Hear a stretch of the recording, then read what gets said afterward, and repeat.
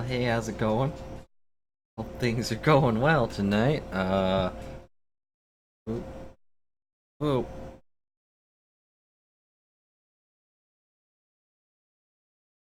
Heard all about you. You're that great genius prosecutor. Yep, the most righteous of the righteous, the legendary great thief. Wow. That's a lot of forgiveness stars. But anyways.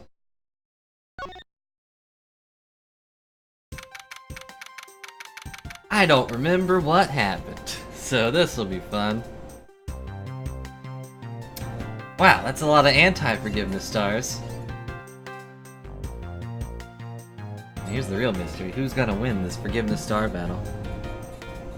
Make sure this microphone is in the right position. The position where it is not in my way.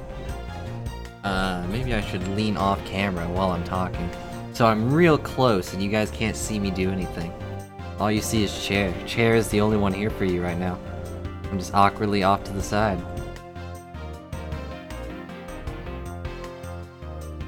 There we go. Now Chair is here. And Chair will be the one to give you this playthrough right now. I'm just gonna lean over in this direction.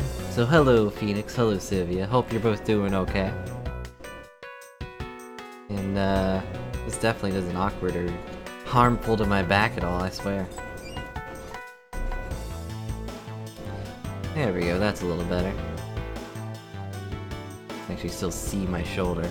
So if I wasn't wearing something completely black, this would probably be more obvious.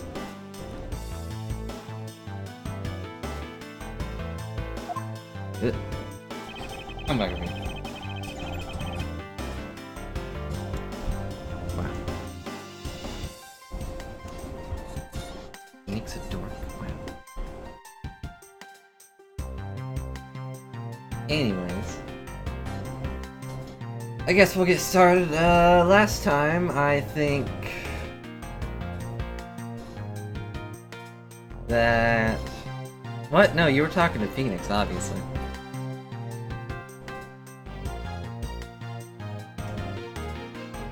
I didn't even do anything. Hi, Reborn, how's it going? Hope you're having a good night. So last time, Damask 2 died. Francisca is apparently dealing with that. Return to Bobble? Oh yeah, and for that intro thing with the, the wait screen or whatever, I actually planned on having different things there, and then I couldn't figure out how to do it. Apparently Google got rid of the view image thing, so I have to go to the website to view it, but then, like half of those websites, you can't actually view the image, so... I decided to go with that silly thing instead.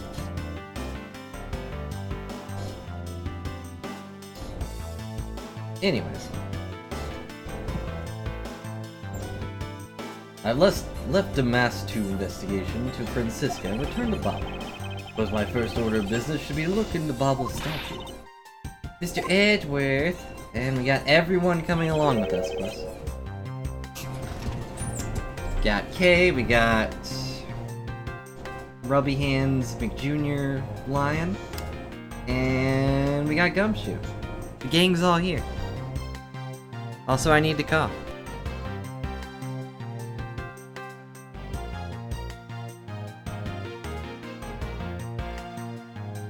That's what I get for not clearing my throat correctly.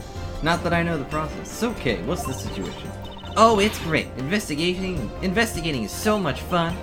In other words, they've made absolutely no progress. We aren't goofing off, I swear, honest, sir. We've been investigating our hearts out. Very well, then. Would you care to give me an update on your investigation? Well, I went to the bathroom, and then I came back, and the dead body was still there. I had a really fun time, sir. Zero progress. In any case, Detective Gumshoe. Yes, sir. You have permission to enter the... That's all, folks. Alabastian Embassy, is that correct? Yep. As a local detective, I'm helping out with the investigations on both sides, sir. Good. In that case, I can leave these pieces of evidence with you. This note, this t-shirt, this other note. They belong to the lady under the Pink Princess mask. Pink Princess? What kind of lady was playing her, sir? Yes, what's up? Kind of role... That was the kind that was also playing the role of the Pink Badger yesterday. That was yesterday? She has a lot of jobs. So Alabasta? Understood, sir. Look at that expression. Happen to run into her, I'll give him back to her. And if I don't, then I guess I'll unload him somewhere. Doesn't seem all that enthused to go find her, but I can't blame him. I wouldn't. That's exactly why I'm dumping it on him, after all. Evidence that his loss of value is given to Detective Gumshoe. Yep, all the squeaks. So Alabast? Now then, I don't believe I'll be needing this anymore either. What? Are you really gonna throw that autograph away? Yes, because that Steel Samurai was a fake. Steel Samurai's autograph scrunched up a ball and disposed of. Wait, what? What do you mean by fake?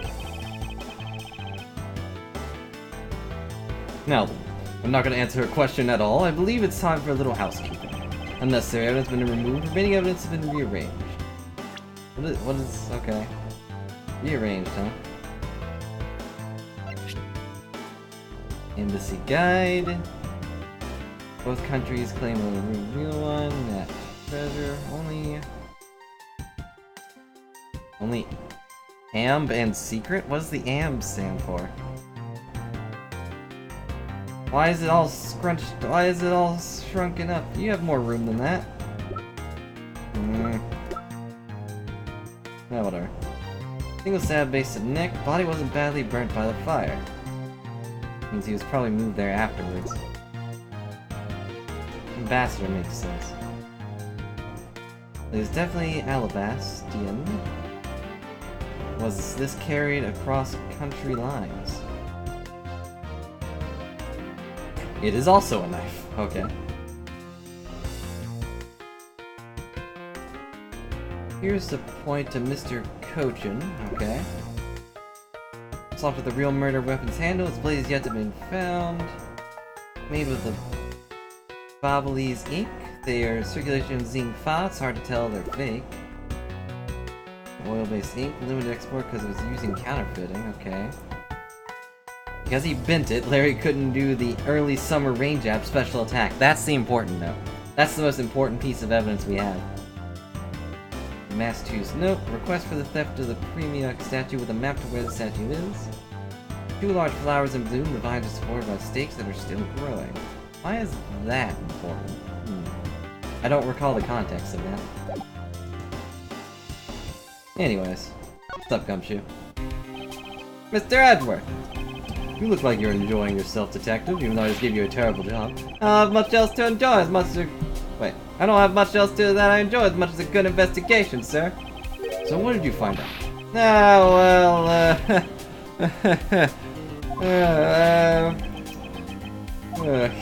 Diggity has found nothing of any particular use, as usual. Well, give me the update. Hey, Mr. Edgeworth, got something really interesting from the Ambassador Polino.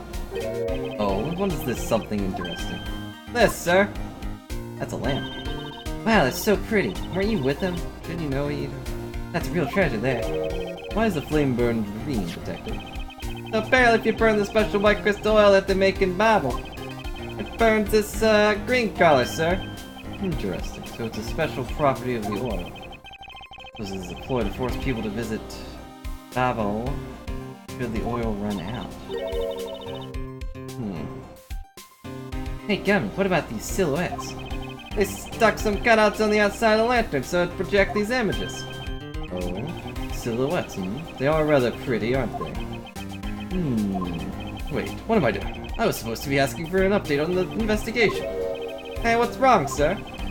Something I want you to investigate for me. Do you think you can do that much? Yeah, probably. You got it, sir. Why is Gummy get to do all the fun stuff? No, that's because I'm Mr. Edward's partner. Definitely not because I'm a detective and have, special privileges. Can't you believe you took out Evangelist's confusion, stole my role as assistant. Expect the two of you to get along and work together like professionals on this, he said to the high school girl. I don't know how old she is. I think she's like 18. 17, yeah. She's a high school girl. Oh well. I got a lamp. Hey, are you Paulino? I think so. Yeah. Paulino. Ah, so you're back, are you, Mr. Edward? You must be tired. Here, with these you can eat whenever you like. And these are the stupid coupons you keep trying to give me? Discount tickets for our cafeteria. They're open tomorrow at 10 in the morning. I appreciate the concern. However, these coupons do nothing for me right now. It's a shame no one ever accepts them. That'd be a good way to judge, like, who he has met. This open-air stage, what function does it serve exactly? Well, normally we use it for a variety of events. It's all to attract that extra bit of attention to Babel. Heard that tonight over in the Alabastian Rose Garden, Ambassador Alba was to give a speech. And you know what? Manny told me I should really give a speech too. Mr. Cochin told you that? Yes, he did. Which is why I thought I should give a speech of my own. Well, unfortunately, I wasn't able to. Because of the fire on the Yatagrasu started. Exactly. You know, when he's not doing this, he looks okay. This thing with his hands. Like, now he looks serious. Now I can take him seriously. Ambassador Paulino, I'd like to ask you a little bit more about the Promedux statues. Oh, I see. Well, let me ask you this. Did you know that Alabast and Babel used to be one country called Cadopia? Yes, I know that much. Well, the Promeductia statue belonged to the founders of Cadopia. At least that's how the story goes. It was bequeathed unto the king of Cadopia as a symbol of the country's wealth. It was meant as a symbol of sovereignty. Sovereignty? And the right to rule, I take it. Yes, that's right, which is why both countries are so adamant about their claim. We hold the real statue, therefore we hold the right to rule, is the reasoning. It's pretty petty when you think about it, though, I suppose. But of the why can I not say that word? Alabast and Babel were to re-establish relations. Shouldn't that put an end to the squabbling over the statue? I have no reason to believe so. We'll probably just kill each other. Promedux statue is more important now as a key to diplomacy. What if the Ambassador Paulino knows about what has happened to a very important key to diplomacy? Perhaps I should try showing him this key and see what he has to say about it. Let's talk about Manny first. Ambassador Paulino, there's one thing I'd like to ask you about. Yes? Oh, and don't worry, you can ask me more than just one thing. How about 2 or 3? So nice. In exchange, you'll be coming to Babel, yes? Thank you, but just for the one thing is all I require. Manny Cochin, I'd like to ask you about this man who was your secretary. You're going to have to accept these coupons anyways. Sure, I'll tell you what you will need to know. Thank you for cooperation, Ambassador. He was, well, if I had to put it in one word, he was an able man. That's 2 words. If there was ever everything I needed as Ambassador, he was able to get it for me. To think that men like that had a hand in smuggling ring right under my nose, going completely unnoticed. Actually, I suppose because he was an able man, I was unable to detect his dirty dealings. Sounds like Mr. Cochin had a very sharp mind. Recently, Manny had been really busy. Since I became the Babelese representative of the Country Unification Council, that's a lot of words. He's been working tirelessly to cover my work for me. I'm sorry, but what is this Country Unification Council? Oh, you see, had tonight's events progressed without a hitch. Our 2 countries were to reunify and become one again. I suppose how things turned out, that dream won't be realized anytime soon. I suppose not. So now we present the statue to him. No wait, this is the... That's the burnt one, so we don't care about that one. But the other one has a handprint on it. Ambassador Paulino, if you could please take a look at this for me, that I just casually have a picture of. Promedux statue sitting in Alabast right now actually belongs to Babel. So it would appear. I received a call from Miss von Karma about this earlier. You understand why I wish to inspect Babel's Promedux statue immediately, because the statue currently in your country's possession. Yes, well, I've already inspected it myself, and it is definitely Abel's statue. I know because it's the real statue. Then you're saying that Babel's was a replica. I'm embarrassed to say it's true, even though I knew that someday we would be exposed. I received my orders from the leader of Babel. I was to negotiate with the Ambassador Alba at this event. I was to negotiate with him and fix the results of the evaluation tonight. Say that we cannot determine which statue was the real one. Why are you telling me this? Because someone died, and because you already figured it out. Our statue is just a hollow gold shell. Even if Babel were to lose face, the reunification of the country is what important. I'm right in thinking that, aren't I? I'm not making a mistake, right? If you don't know yourself, then I won't pretend to know either. I'd say that's a pretty fair assumption to make, honestly. I never thought that by being betrayed by my own secretary, the real symbol of wealth would be given to me. Glad to hear it, OP. Also, hello. Hope you're having a good night. Isn't that simply ironic? Hey, where you going? Are you heading back to Alabas? Yes, but before I do, I suppose I have to give you a summary of what's happened. And so he explained everything. Oh, I see. So there's been a murder in both countries using an object of the other country. That's the gist of it. My favorite part of that vid has to be it cutting to Phoenix and he's just on a bike with the regular theme music. But anyways, that's the gist of it. Babel is just as strict as Alabas. In their inspection of the people, and things that enter the country. Meaning that somehow both murder weapons were smuggled into the two countries. That's the only logical conclusion that can be drawn. Perhaps the key to the weapon smuggling is the person who traversed both countries. You mean the fake Yatagarasu? In one way or another, the Yatagarasu is connected. Of this, I am sure. Now, where was the Yatagarasu first spotted? I believe it was the Rose Garden of Alabasian side of the embassy. Garden is just on the other side of this boundary. Where Ambassador Alba was to give a speech tonight. At least that's why I heard the Yatagarasu appeared. In that case, I believe it's vital I investigate the Rose Garden post-haste. Wait, before you go, take a look at this, Mr. Edgeworth. What is it? My guess it's a guitar pick. Looks like a hilt to me. I picked it up just over there. Think it'd be of any use? Or not a hilt, but a finger guard. There's a little water on it, but how did the water get on? Doesn't look like there's anything to get wet from around here. I was thinking they have concerts at this open-air stage time to time, right? Alright, I'll find it somewhere later.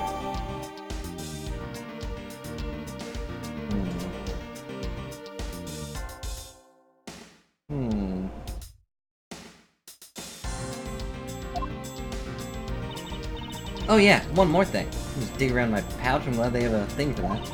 Mr. Edwards, would you be willing to hold on to this? What is this? It's misused perfume. It's the bottle that woman left behind and that I found 7 years ago. I thought that one day it'd be of some use in tracking her down, so I kept it up safe all this time. Thank you. I'll be honored to hold on to it for you. That is a pretty good clue. If only we had a dog.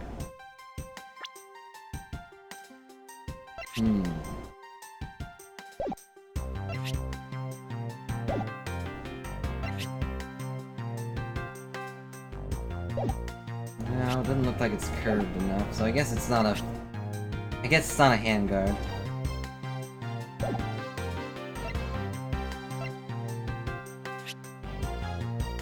Also wet for some reason.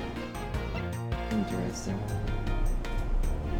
Very interesting. I don't see anything that I could fit into, so we'll probably find something at the Rose Garden. That's a wheelbarrow. There's the Rose Garden. This way? No.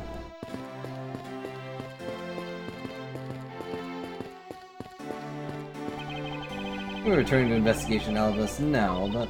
I know, I'll go back to Babel and do some more investigating there. We had like 5 seconds of her being our partner. I see you're back, Miles Edgeworth. Who's talking to me? Oh, it's you. I guess I should have figured she's the only one that would say his full name. How are things in Babel? Although I can't really say I expect much from Scruffy and that girl.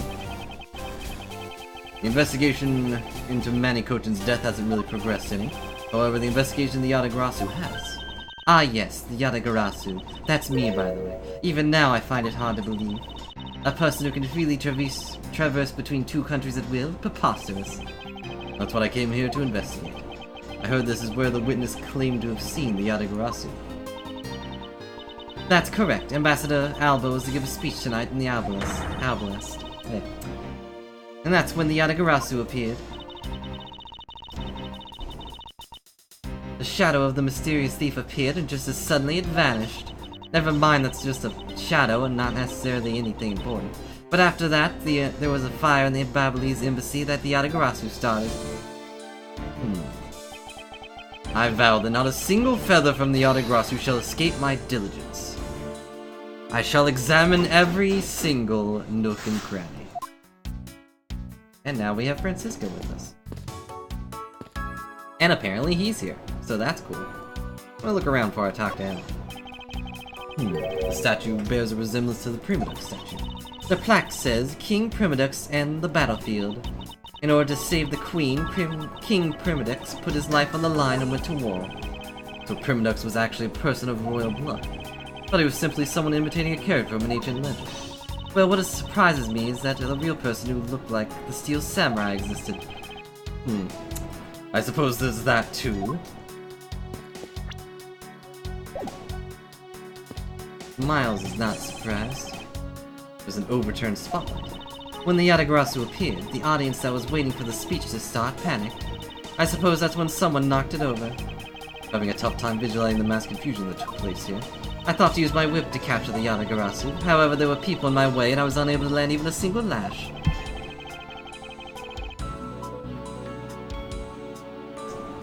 Does that mean some of the poor saps were hit instead? The fountain looks lazy? Leave him alone. Trying his best. There are roses scattered along the surface of the water, creating a pleasant fragrance. It's not just for aesthetics, the pool's water also used for putting out fires. I see. Oh! The pool stopped filling itself automatically. The fountain spouts are set to stay open until the pool's water reaches a certain level. Then why was it down? If this water was to pull out the fires, I suppose it must be refilled to its newer level. Which suggests that this pool was recently used somehow in this embassy. I guess I'll take some notes about it just in case. I mean, I guess to put out the fires, but... Larry, what are you doing?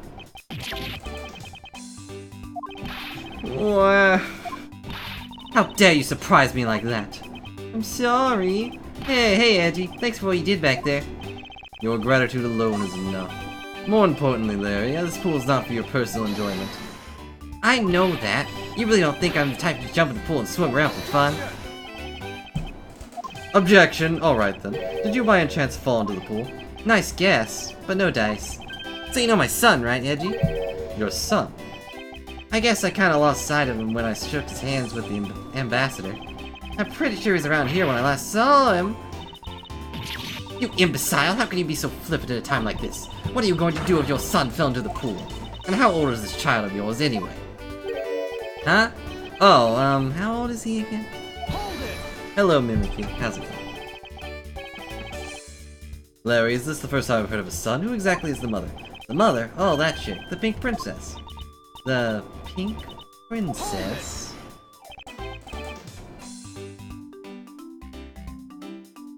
Hold it. I figured he's talking about, you know, the Steel Samurai's kid.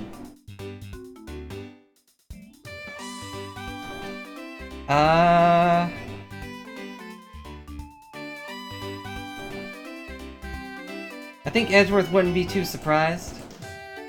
Francisca could probably be like, he probably adopted. Miss Von Calm, I was a bit confused by this man's words for a bit there. However, I believe what he's looking for is the doll of the Iron Infant. Yep, cause I'm the Steel Samurai, through and through. Heart and soul. Even though I broke his spirit. And the Iron Infant is my cute little son. You have given a whole new meaning to the phrase, an astounding fool. That's not even a phrase. Larry, we have not seen or hide nor hair of the Iron Infant because he doesn't have hair. But rest assured that if we find him, we'll let you know. Now get out of there. Sounds good. In that case, I'll go search over there. Hey, wait! Well, it's not as if you'll get very far swimming around in that pool. And though he's unrelated to murders, he sure knows how to cause a lot of trouble.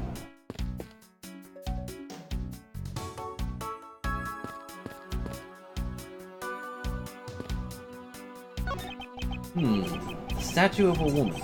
One of the ladies is pouring water. It says that it's a statue of the queen who spoke of love to King Providence. Well, Miles Edgeworth, it seems that you are lousy at reading a woman's heart. I opened my mouth about a statue and she somehow made a leap to that. There's a no-return spotlight here. Same line, huh? Interesting. What about this stool? That stool has to be important. Suppose Ambassador Alba sat in this chair. Ambassador Alba is very elderly. Yeah? This chair was prepared for him should he have gotten tired during his speech. In that case, why didn't he plan to make a speech sitting down in the first place? The ambassador is also quite prideful, that's why. He sounds like my old principal from grade school who would speak at assemblies.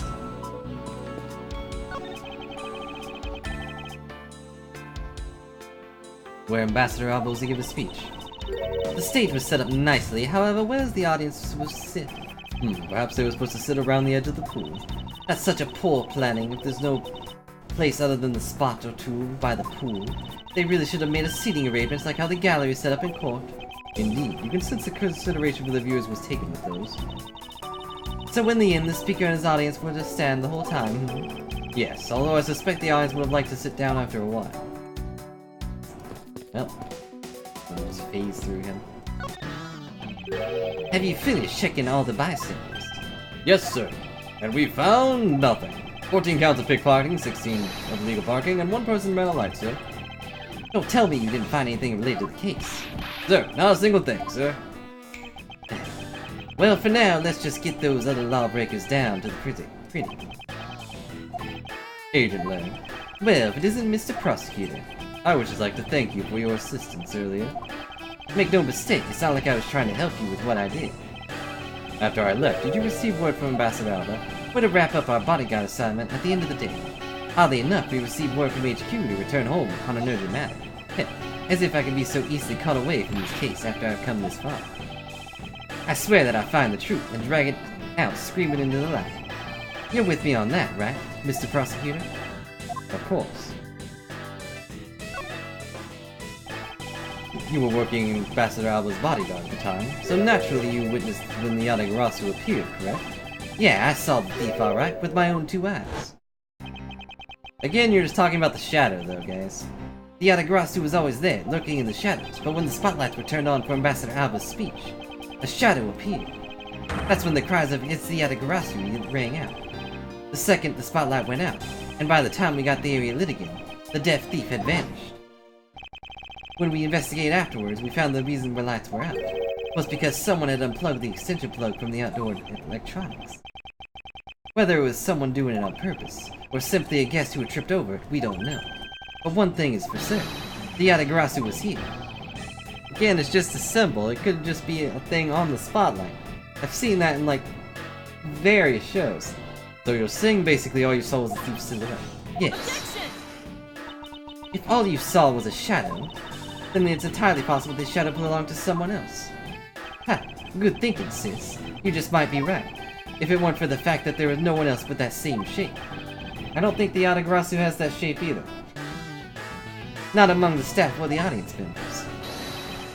My men have already done a thorough check of everyone, so I know I'm right. Someone else's shadow. That sounds like a plausible hypothesis. Suddenly appearing and disappearing shadow of the Yatagarasu. I believe I figured out its true origin. Costume, sure, but if the silhouette doesn't move even slightly, then it's not a costume.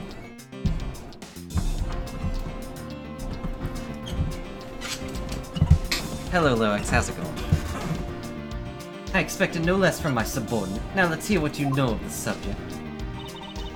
What really caused the shadow of the Yatagarasu?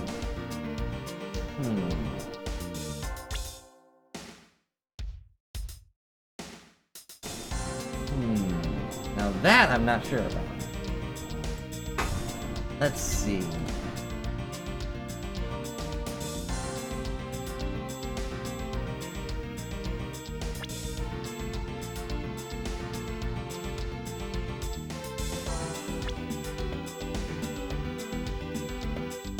Based on the angle, the only thing that comes to mind would probably be this.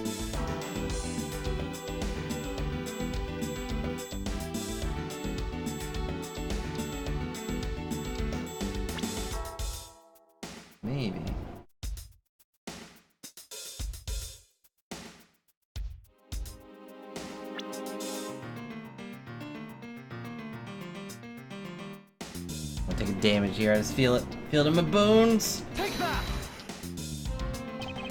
The suddenly appearing, disappearing shadow of the Yata-Garasu. It's not possible that it was created by this statue. Objection! Are you playing me for a fool, Miles Edgeworth? Statue bears absolutely no resemblance to the shadow of the Yata-Garasu. You are correct. However, the statue is but one part of the whole picture. What do you mean by only one part? Was the other part the real form of the Yata-Garasu shadow? I don't know. This guy? Yeah, I guess if they fuse together, yeah. Take that! It's another statue. The Yata-Garasu shadow is made from the statue of these two statues. Made? What do you mean by that? Right now, the spotlights are all over the place. This is because they were moved when the guests were in a panicked state. However, if we were to restore the lights to where they were when the thief appeared, you believe that the two shadows will create a Yata-Garasu's shadow? Precisely. Now then, watch as I reveal the true form of the Yata-Garasu. The Yata-Garasu is a bird, so... First, if we set up the spotlight cast on the shadow of King Promodux of the battlefield, the shadow of the king statue would appear in the backdrop of the stage. Likewise, if we set a light up on the queen who spoke of love to King Promodux, her silhouette would also appear on the backdrop of the stage. Aha! So if you were to combine the two shadows, it looks nothing like the Yata-Garasu's shadow. Miles Edgeworth, how do you explain this grotesque shape? Calm down, Francisca. The way the light needs to be shown upon the queen statue is wrong. What do you mean by that? I think the whole of the king statue needs to be used for this to work. However, in the case of the queen, I don't believe our whole shadow is needed. Rather, a person who created the shadow only used one part of the shadow. Only one part?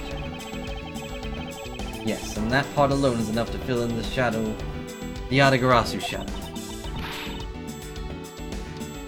Why didn't you say that in the first place? That's a good question.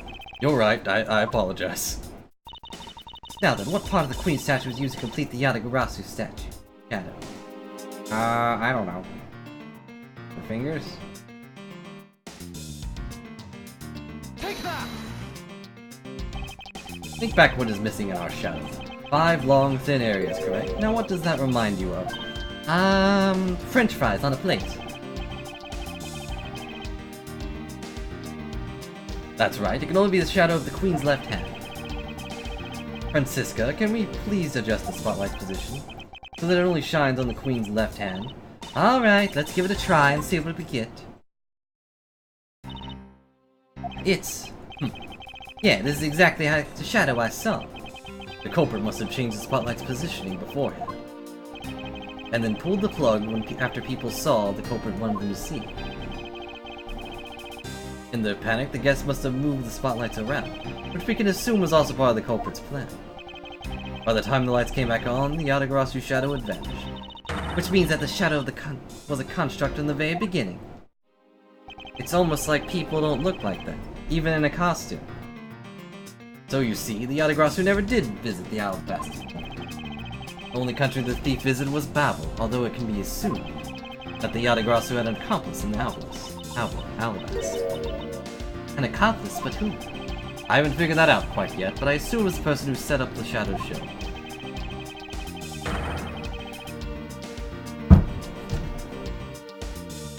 You can do a lot, but you shouldn't assume someone's going to. That's bad investigating. I sense the biggest clues yet to solving this case is the existence of this accomplice.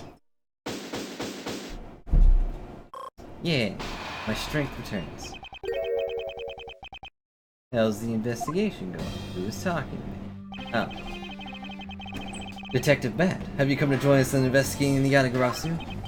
I've left the murder in Agent Ling's charge. My only target from the very beginning is the Yata-Garasu. So yes, I could have just said yes to begin with, but that'd be bad.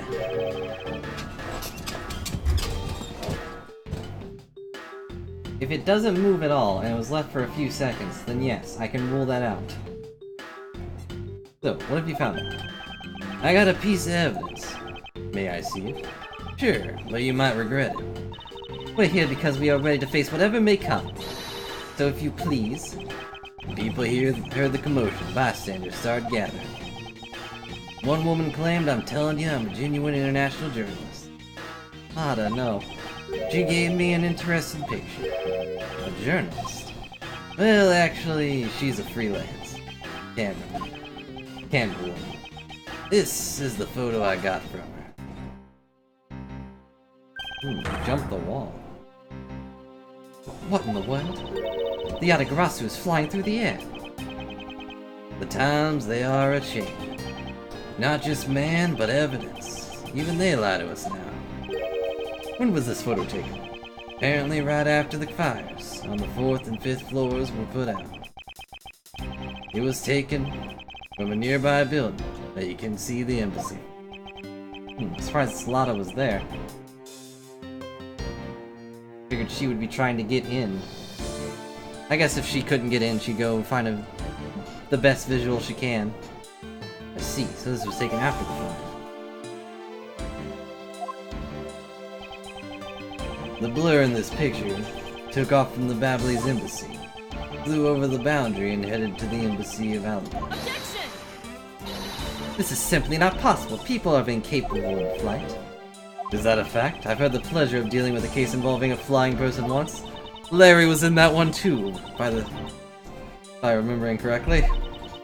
Actually, come to think of it, I've come across a case like that as well. 2, actually. Maybe it happens more often than we think. Am I up to the task of solving the mystery behind this photograph? Phoenix isn't around to help me this time. Well, the Yatagarasu took off from the Babley's embassy. I should start from there. Francisca, I need to return to Babel investigation for a bit. Alright. I give you permission. I'll continue investigating on this side of the building. Alright, I'm counting on you. Hey, I'm back.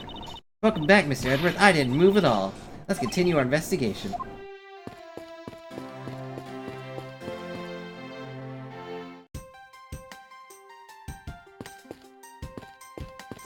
Yeah. Sadly, Phoenix probably doesn't appear in this game at all, except for the cameo.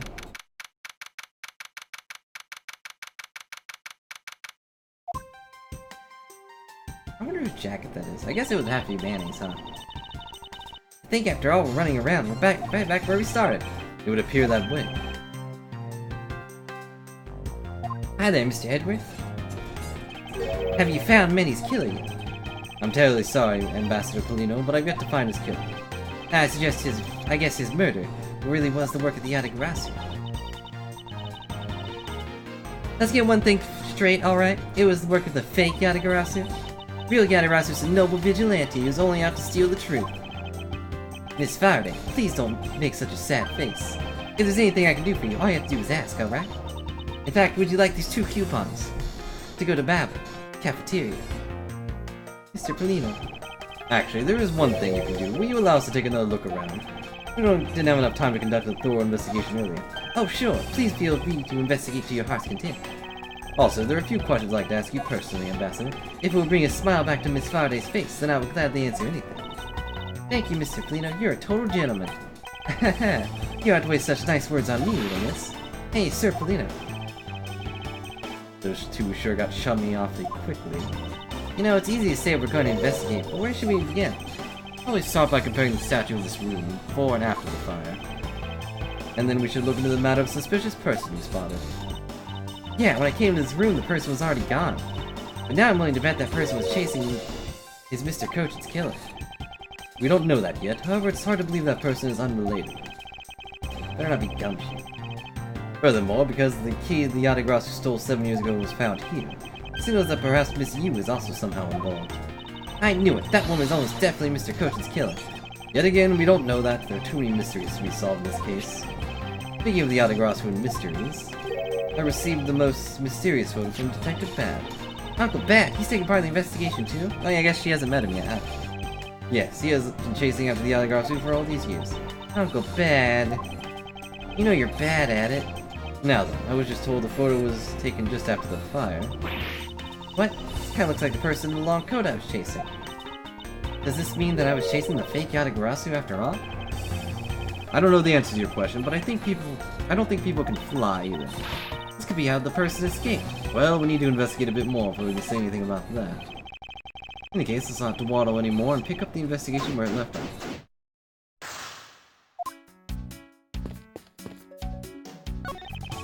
Here's that Mr. Cochin's body's been taken in for autopsy. White outlines all that's left to tell of his murder. Look, we can finally examine this area. You can see the Alabastian embassy through this window. That's where you were when you were investigating over there, Mr. Edward. Ah, you can see it from here. I was there on the 5th floor. Kinda messed up that poor Damas too got killed as well. He wasn't even involved in this other coaching thing, I bet.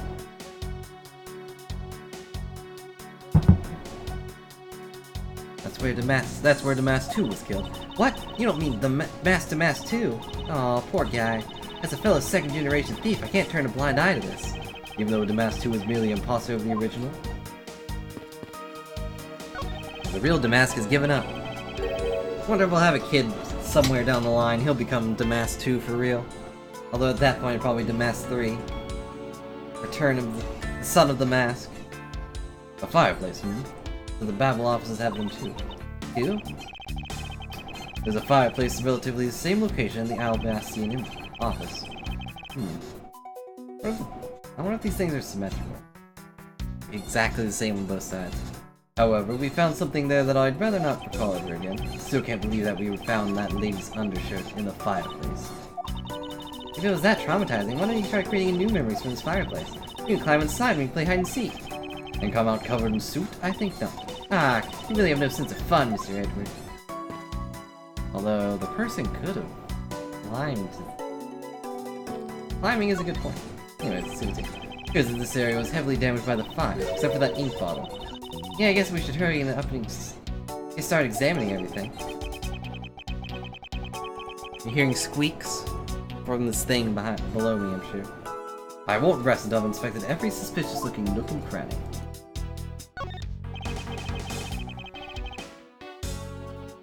There's a bottle of Babley's ink on Mr. Cochin's desk. Looks like there's a lot of ink left inside. The seal's unbroken, so the fire probably couldn't get into the bottle to burn up the ink. Hey, Mr. Polino! Looks like your precious Babley's ink is alright after all. What? That's all. It should be glowing green, right? Ambassador, what do you mean by that? Well, it's just that there is something strange about the ink. Would you mind elaborating on that statement for me, please? So walk over here and talk to him. Natural symbol of Bible is drawn here. Nothing especially strange about it. Just being here to the butterfly gaining antennas the last saw it. Even if it did, it wouldn't really have any bearing on our case, kid. I mean, it might, I don't know. Now then, Ambassador, I'd like to ask about your movements before the fire broke out. Before the fire? Which fire are you talking about? Which one? There was more than one tonight? Huh? Oh, I see. I guess you didn't hear about it. We had 2 fires here at the Babley's embassy tonight. What a bother all that was. What? Wait, but the only fire we know about is the one after the Jammin' Ninja show. Ah, well, the fire that first occurred at the start of the Jammin' Ninja show. Luckily, only 4th and 5th floors of our embassy caught fire. Not going to cause a panic among the theater goers. We decided to keep it international. Or internal, sorry, not international. Then the fire after the Jammin' Ninja show was the second one after tonight. There was 2 fires. So the fire I witnessed was the second one. Come to think of it, didn't Detective Bad make reference to the first fire? Yeah, international, shut up. When was this photo taken? Apparently right after the fires on the 4th and 5th floors were put out. I suppose this means that the photo was taken just after the first fire was put out. If you spread the word far enough, then, you know, it becomes just a very vague rumor. So then, what was the extent of the damage in the second fire? Ah, the second fire was contained to this floor and the 3rd floor. I think it was left over the embers from the fire on the floors above it that caused it. That's, how shall I put it?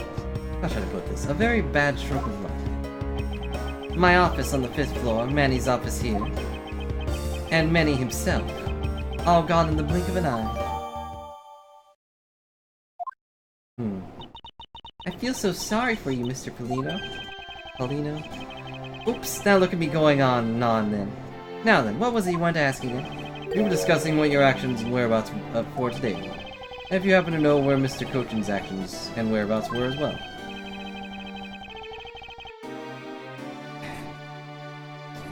Yeah, it technically is.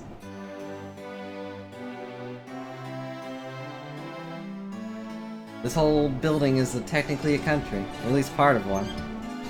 Yes, very well. Let's see. I've been quite busy all day from morning until now. First I woke up, then I brushed my teeth. Okay. After that I had a roll for breakfast. Hold it. Fascinating. How about if you just skip to the relevant parts for me?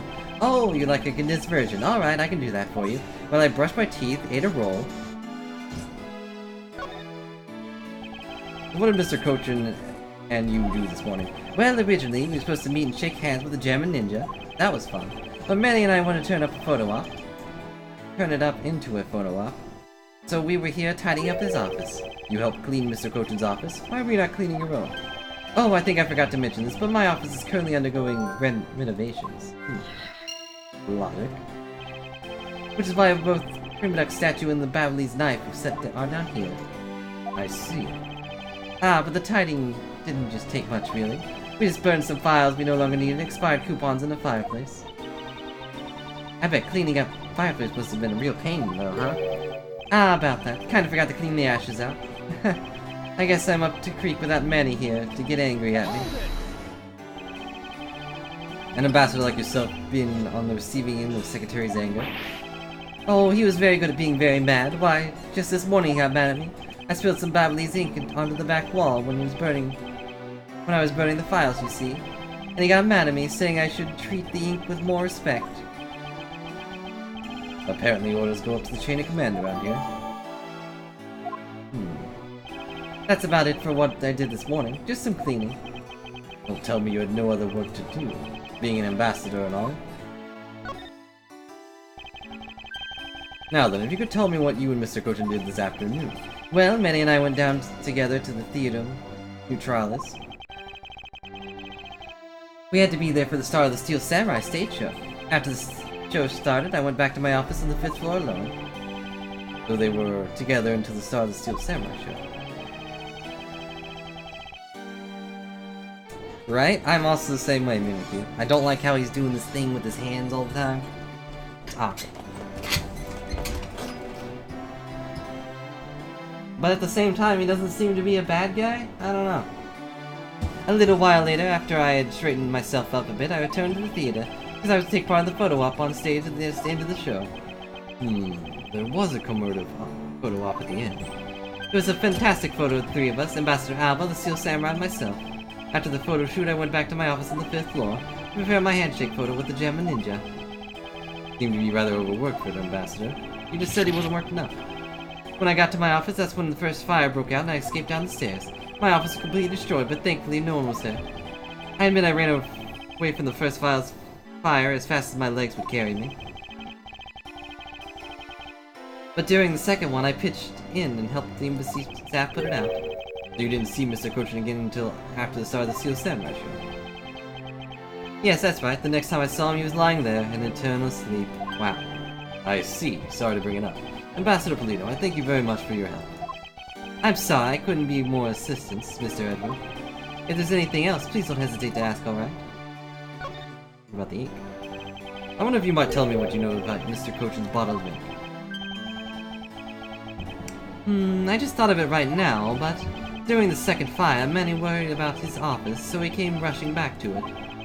I called out to him, and when I received no reply, I used my square key to open the door. But when I did, I was greeted by roaring green flames. The flames were so big that I wasn't able to see into the room at all. The fire was green. What was the cause? Well, a white crystal oil burns green when it's lit, as you can see by this lantern you already have seen. And the Baverly's ink is made from the same oil, which means it would also burn green. You know. I too had thought it was Manny's ink that had caught on fire. So that's why I was surprised to find there was still a bottle of ink left on his desk. The case of the perplexing green flames. Talk about a mystery. What exactly was it that caught on fire here? Well, if he spilled ink on the back wall, it might be the back wall. It does seem like there's a big burn here that isn't over here. Can I can I walk through? How can I walk through my apartment without this thing?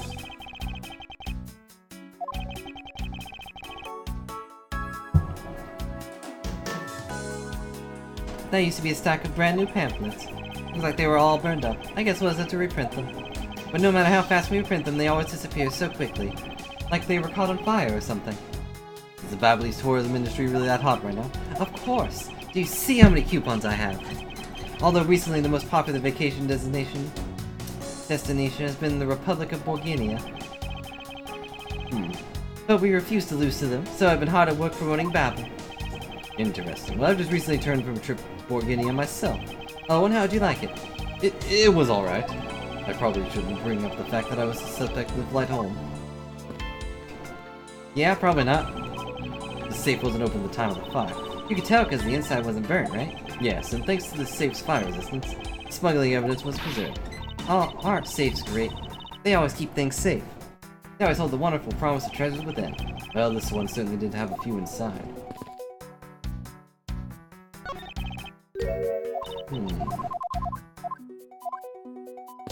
Now back to this. Every suspicious looking nook and cranny. Looks like a bunch of flies with coupons attached to them. Babel sure gives away a lot of different coupons. Maybe I should create one of my own. I could call it the Great Thief Coupon. And what kind of discount would it net you? The 5-figure kind. What else? And I'd steal an extra thing or two for the bear. Things such as truth. What else would I steal? What I wouldn't give to have a mountain of your coupons right about now. Well, I had to find the truth first. So I guess embassy phones are just like normal phones, huh? Well, what did you imagine them look like? I don't know, cell phones.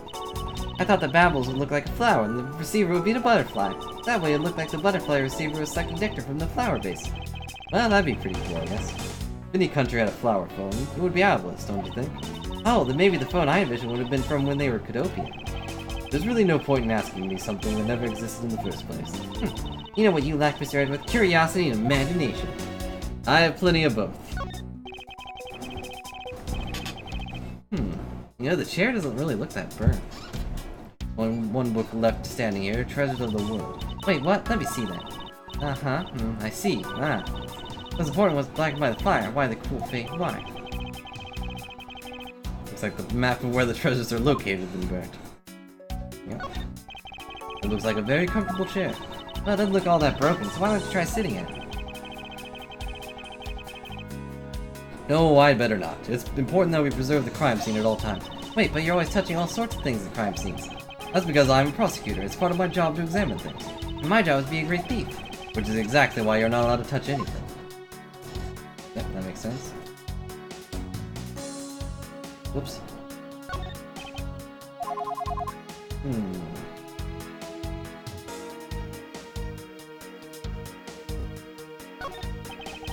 Looks like a bunch of flyers with coupons attached to them. Let's see. Manny Kojin. His name is written on the nameplate. Why'd you put a nameplate with your name on it on your own office? I suppose to inform people in case they walked into the wrong room by mistake. I think maybe it's also there to remind you of your own name if you forget. Well, I don't think so, because then you'd never see it unless you were walking into the room. But either way, it's never a bad thing to have a nameplate on one's desk. I don't have a nameplate on my desk, but that's for obvious reasons. I wouldn't forget my own name.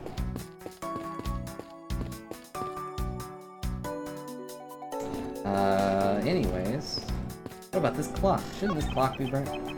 My grandfather clock. This one resembles the one in Alabas. Oh, that clock has been with us since we were still Cadopia. That's one big clock. Hey, does this have one of a bird that pops out like a cuckoo clock? I'm sorry, but no. Almost there. Yep, almost, Mimikyu. Oh, but I'm sure you'll love the chime. Really, it's gonna be soon. It's gonna be 11 soon, maybe I'll get to hear it then. It's that time already. Time sure flies by when I'm involved in an investigation. It's actually 9. At 200 you get added to the...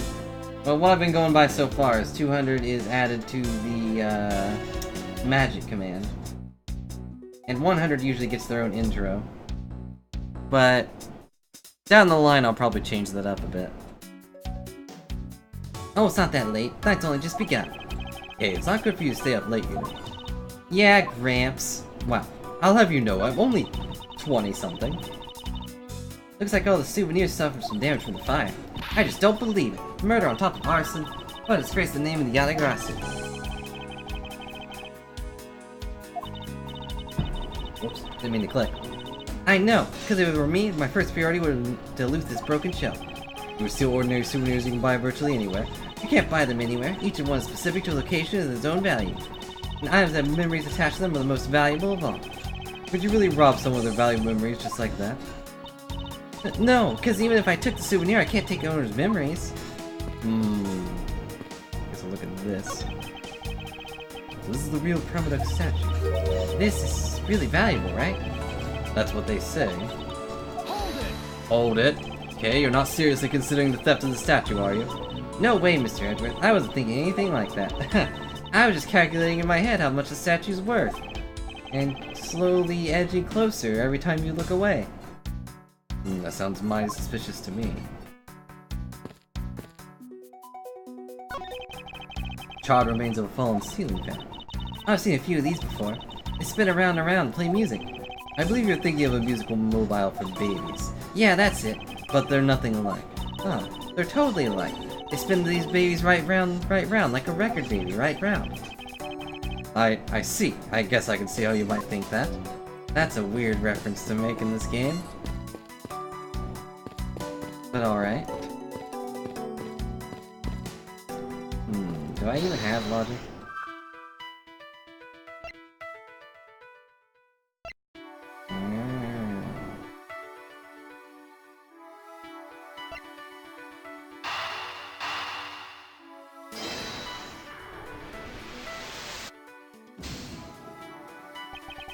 I can't see a clear connection between these two pieces of information. Ow, my brain. Well, I'm gonna say the connected fireplaces would explain how things got set on fire, but I guess we don't have that information yet. Let's see, do I need to present something to him, maybe? What do I have that he doesn't know about? Do you recognize this pic? Ambassador Polino, I was wondering if you might have some thoughts on this. I think you would know more about the case than I. So let me make it up to you by not knowing anything about that with these coupons. Okay.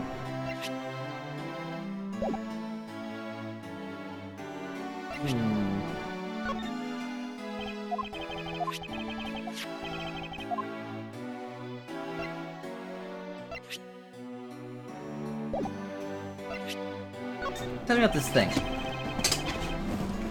Babyliss ink consists mostly of white crystal oil. When lit, the oil in the ink burns a bright yellow-green.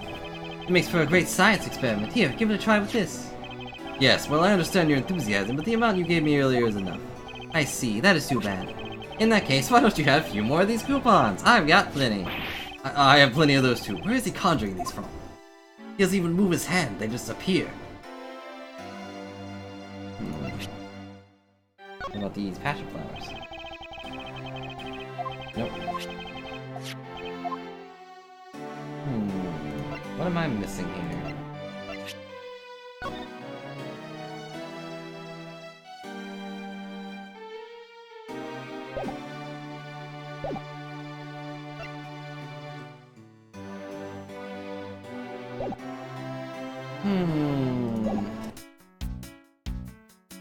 You need to examine the wall?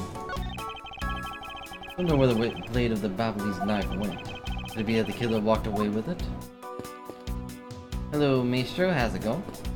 Hope you're having a good day. Oh yeah, I took a hit, didn't I? Oh.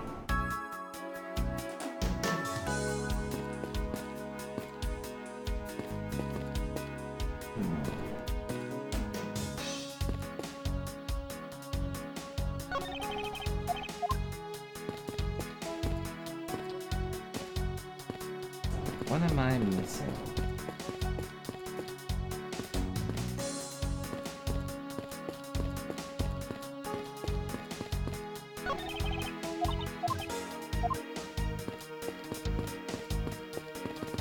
I feel like I've examined everything. There might be something still on this. Yeah, it seems like there still is something on this. I guess the inside of the desk. I don't even know why I didn't think about that. Heard this desk also fell victim to the fire. Doesn't look too damaged. Oh, I think we can rifle through his desk drawer a bit. Suppose we really should take a look. There we go. Looks like that might be a thing. Rather unusual shape for a notepad. Oh, that's just like the Master Mask note. Suppose it must be another souvenir from somewhere. Yeah. Seems like the contents of the drawer survived the fire rather well. Now that's a sturdy desk. I guess the value of some solid wood construction. Let's see if there's anything useful left in here, Mr. Edward. Oh, we had to deduce. I did not see the deduce. Eureka! The shape of... good night, Mimikyu. Hope you have a good night. Thanks for stopping by. The shape of this notepad matches the shape of the note we found. Hey, you're right. What is it? It looks like something straight out of Monument Valley. Ah yes, that notepad is a souvenir from somewhere in your country. You've been collecting them for the purpose of studying them, you see. Yes, I do. You seem to be quite passionate about it. Oh, would you like to see my souvenir collection? I'd love to show you. Too bad they'd all burned in a fire. Are you sure they haven't been burnt to a crisp by the fires? Ambassador Polino, I wonder if you might recognize the handwriting on this note. This looks like Manny's handwriting. I see, in that case. Oh, did you figure something out? This note was found in Alabas. Specifically, it was found being firmly grasped by the murdered Damas II. Then this note? Yes, it's a request from Mr. Kochin from Damas II to steal the Permaduck statue. What? I'm not surprised by this. I'm actually quite happy looking about it, but Manny tried to steal the Alabas Permaduck statue.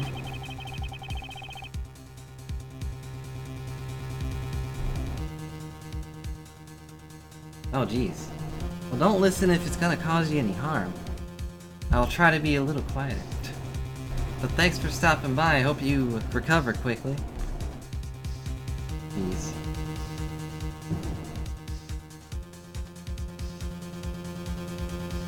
Definitely don't wear any headphones.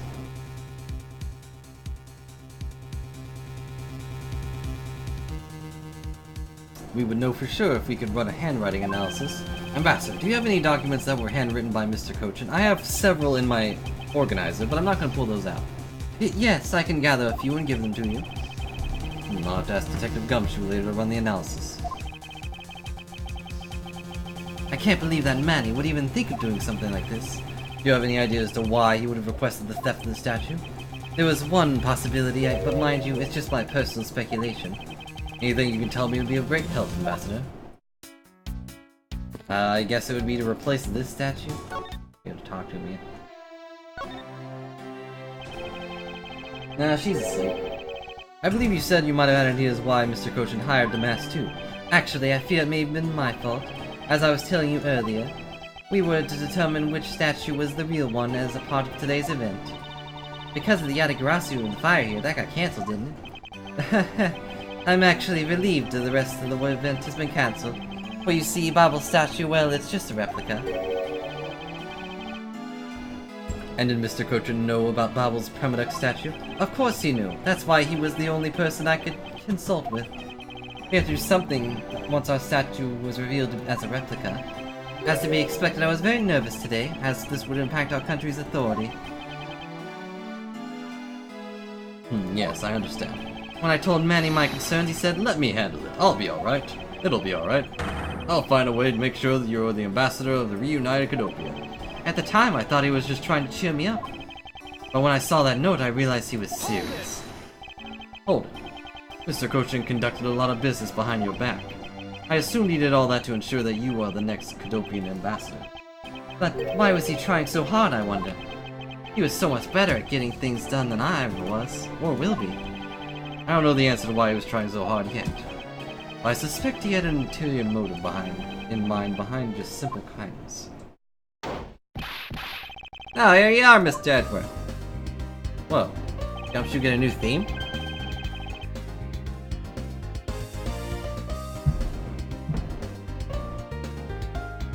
Oddly gentle for someone like him.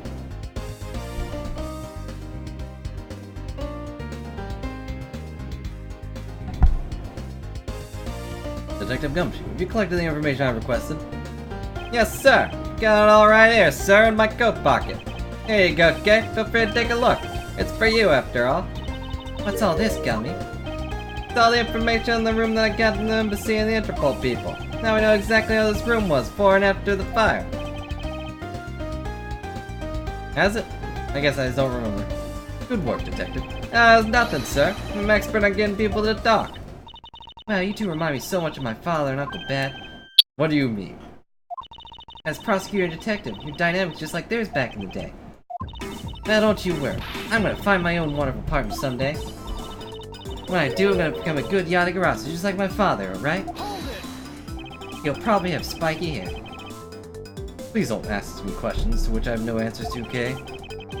However, I can say it's a truly wonderful thing to find a partner you can trust. Heck, you bet. What now, Mr. Edward? Well, I'd like to ask you for a favor. Yeah? That gadget, the thief, is it? That thing you call your secret weapon. Oh, you mean the little thief? Heh, you're coming to rely on it, aren't you?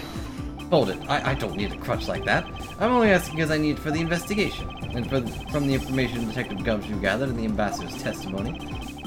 I'd like for you to please recreate the room as it was during the third floor fire. You got it. Alright, here we go. Dark skies of the evening when no other birds dares take wing. One alone remains all seeing. Now witness the true power of a real modern-day Robin Hood. Beep. Oh my. Guy in the back's just like, why is everything green? Are we on fire again? Seems there are other things beside what the ambassador mentioned that have changed. Possible we might have to find the escape route the person Kay saw use as well. Ooh, what is this? Is this some sort of light show I was not told about? It is the power of a true vigilante, recreating the room with the info I inputted. Really, that is certainly one interesting device you have there, Miss Faraday. I believe it's time we return to our investigation. Well, there is fire here, yes. Why is the clock moved? That's not something I expected to be moved. These must have been the large green flames that Ambassador Polino saw. With flames like these! Who needs Luigi? I mean, it's no wonder he couldn't get in. Okay, by the time he came into his room, had the fire already been put out? Yeah, the fire had died out or something by that time. And this fire is only burned from the time the fire started on the third floor, until the Yatagarasu appeared and caused a stir and babble, I suppose. Suppose Mr. Polino was just lucky enough to run into this fire as it was burning, huh? Yes, you could put it that way, and since you were there to first discover the body, we can assume that no one else entered the room until that time. No one other than the person you were chasing, of course. I knew it! That person I saw was definitely up to no good. I mean, that person could even be Mr. Cochin's killer, or it could be Mr. Cochin. Or it could have been me from the future. That is very likely to be the case. After all, that person came to this room before you. They must have chosen this room precisely because they knew no one would be in here. Okay, then maybe the green fire was where it was to prevent anyone from coming in. But then what if the person set on fire to make the green flames? Well, whatever it is that person burned, made a rather sizable fire. Since the fire's green, well, it must be something that burns green, right? A bit teenier than these flames, but you get what I mean. Yes, and I do believe what you are thinking is exactly why these flames are green. Fire leads Pete Evans burn the same color as the green flames. I don't know. I guess. Source of the green in these flames related to this. Oh, really? I don't think they're related at all. Oh. I mean, it is. What? Really isn't related after all. Hey, you honestly apologize this time for being wrong. What? I'm always honest. That's a good thing. Let's keep on doing it. I need to think about this a bit more carefully. Take all the answers come to me. Same as that other flame. Yes. Guess the lamp. I don't know.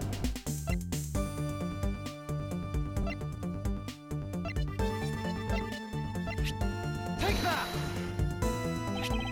Okay. The same answer, but whatever. I feel like that should be one with two answers, but fine. The silhouette lantern. The green flame comes from the white crystal oil it's burning. Yeah, that's the fire I was thinking of too. I love the green it gives off. I think now we've established that the green flames were connected by white crystal oil. Furthermore, we know that there's only one other thing made from white crystal oil.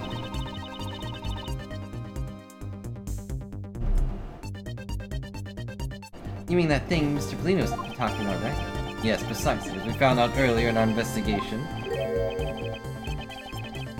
You burned papers made from the ink? How would a lantern get there?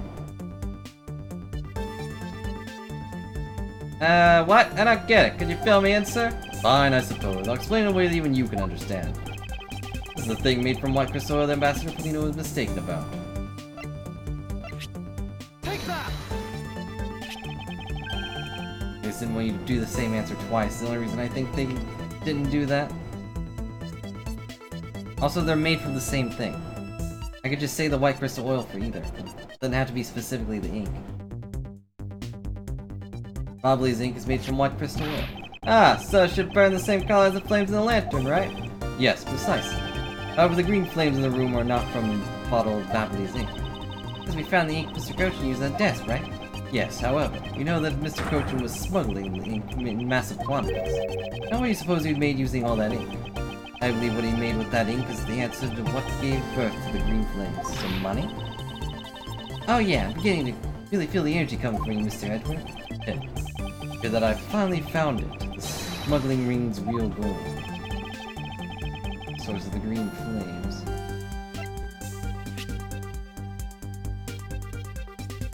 Take that! Who would consume that great of a volume of ink to make? That would be the counterfeit bills that smuggling ring made and are circulating in Xingfa. Made from ink. You're kidding.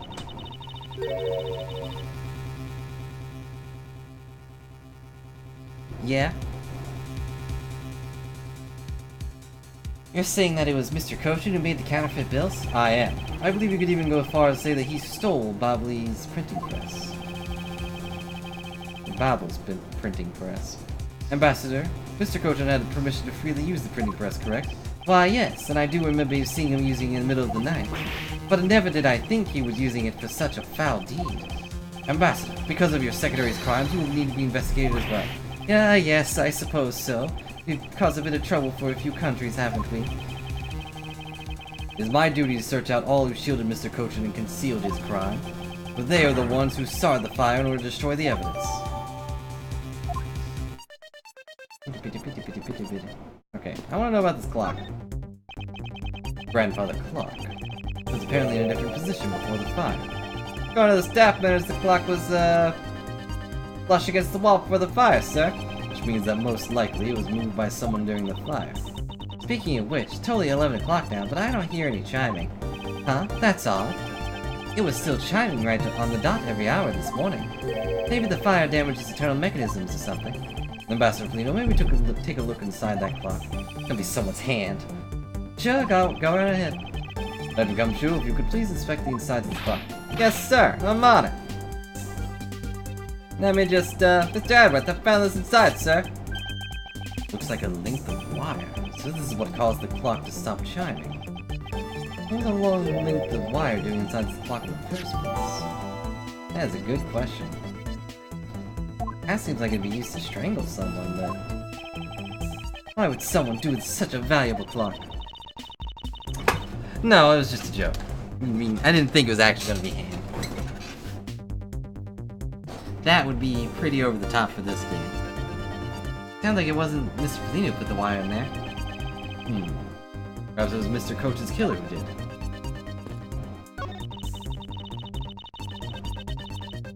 Looks like one of the Bobbly's knives is already missing before the fire began. So it would seem, especially since the other two knives' handles were burned away. The remaining handle was swapped out with the handle from the real murder weapon. Babble's national treasure was stolen. Poor Babble, don't you think? I'm not sure I would lump the replica statue in with the rest of Babble's woes. How do I look at the thing on the top? Babble really was into pushing their tourism industry, huh? It would appear that way. I'd really love to take a trip. Hey, why don't we take one after this case? Do you already have a destination in mind? Well, ideally I'd like to go someplace I can continue my thief training. Well, if you want to learn the fine art of stealth, perhaps you should visit the studio where they make the Gemma Ninja TV show. Hey, that's actually a really great idea, Mr. Edward. I believe she took me seriously. I mean, learning real ninja arts would be pretty neat. Fireplace, The Babel offices have them too. Can we not look at that thing above it? Fireplace is there. I already heard this. But I can't skip it. There must be new things at the end. We can climb inside and play hide and seek. We come out covered in suit, I think. I guess it's just considered a different place, because I couldn't skip it.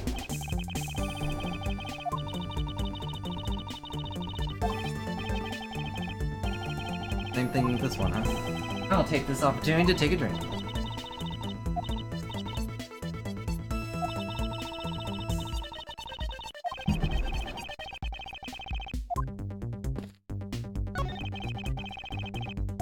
That looks like a very comfortable chair. I better not. I guess it's the same line, even though we can see it sitting up in this little image thing. Alright, I guess I'll go look at the thing.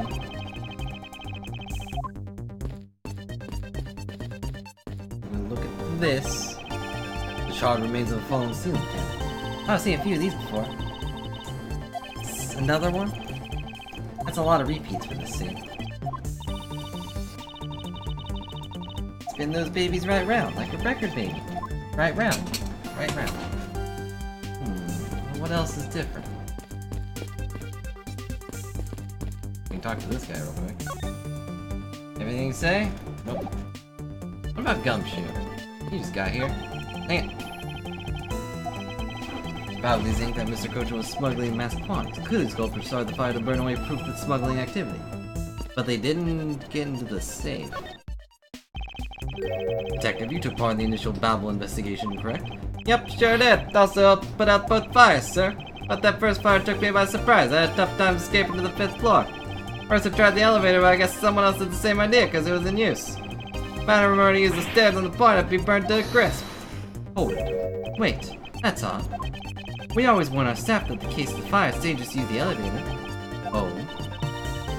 Maybe someone wrote it in a fit of panic.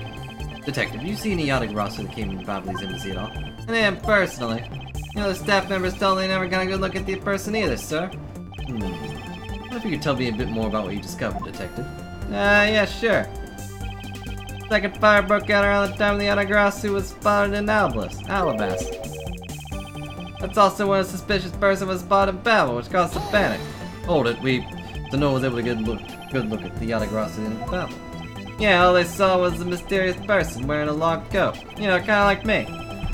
Not enough to make a positive ID, you know? Still, it was enough to make people who received the calling card panic even more. Person in a long coat. Sounds like the exact same person I saw. The Yatagarasu that appeared in Alabast was proven to be a fabrication, a shadow. In light of that fact, the Yatagarasu that appeared in Babel was also a suspect. Can't be serious, not when we're this close to capturing the fake. I mean, Callisto you. So the Yatagarasu who appeared, caused mass confusion, killed Mr. Kochin, and this disappeared. What did you see?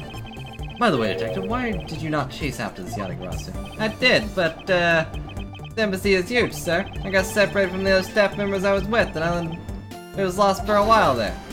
Oh, you didn't even memorize the layout of the building you were to guard, Detective? I'll be sure to do that from now on, sir.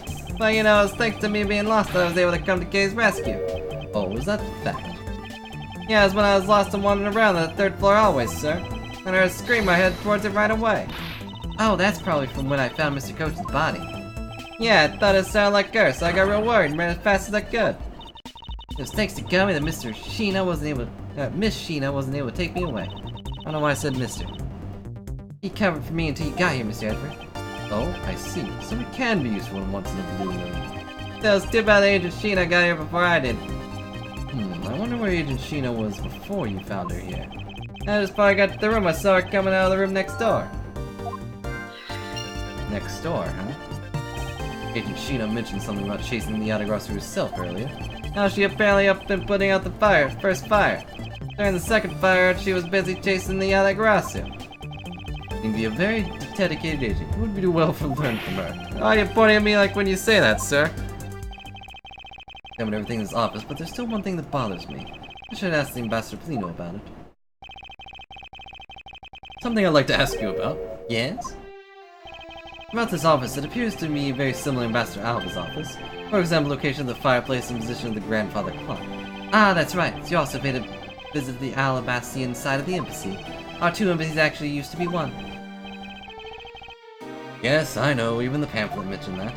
Which is why the building is bilaterally symmetrical. Nice. So it is symmetrical. So no matter which room, the location of the fireplace and the like are exactly the same. Even where the art is located is the same, as my room is currently under renovation. We worked hard to make Manny's room look like the Ambassador's office. You mean for your handshake photo with the Jammer Ninja? Yes, that's right. I mean, what's the photo like worth if it's not taken in the Ambassador's office, right? Yet another odd expression of Babel's obsessively competitive spirit with Alabast, I take it. Thank you, Ambassador. That piece of information is all I needed to connect the dots. Huh? Connect what dots? Well, anyway, I'm glad I was able to be of some help.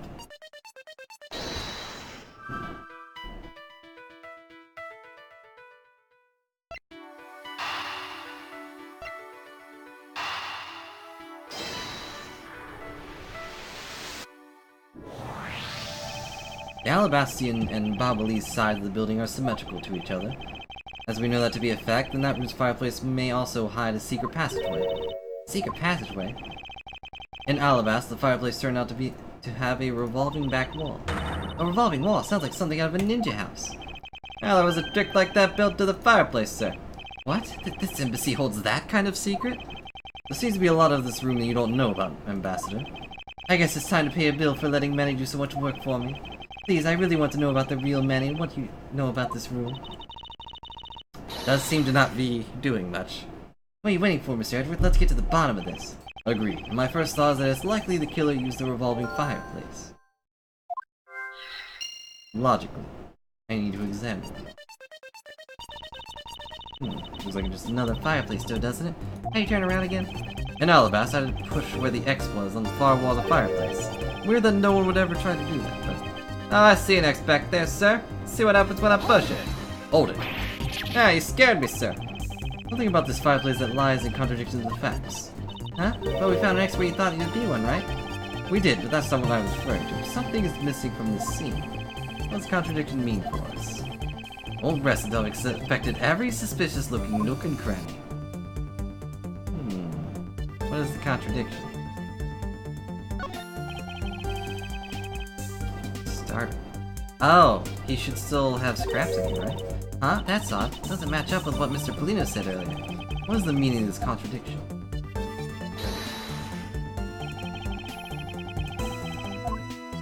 I guess I'll just point out his contradiction. Eureka! Eureka! Ambassador Polino, you said you burned some old files in this fireplace today, correct? Yes, I burned quite a few this morning, actually.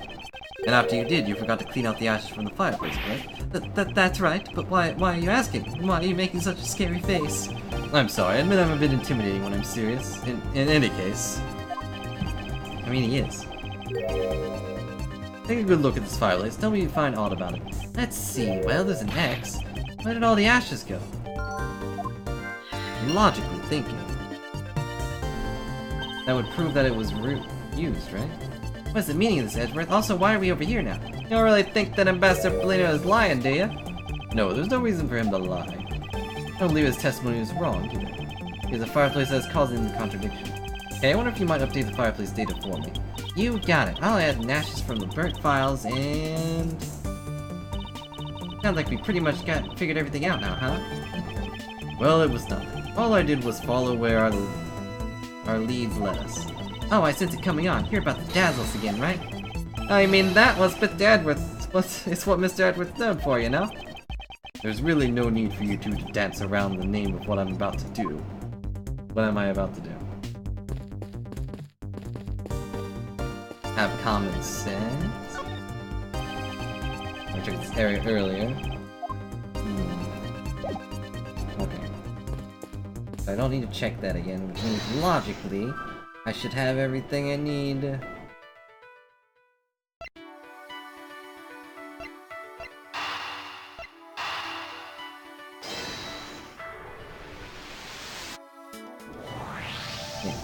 The reason as to why the ashes are missing is simple. It's not because someone cleaned them up, right? No, because even if someone did sweep them up, the fireplace is too clean for that. Ambassador Polino said that he spilled some Babyliss ink on while he was burning the files.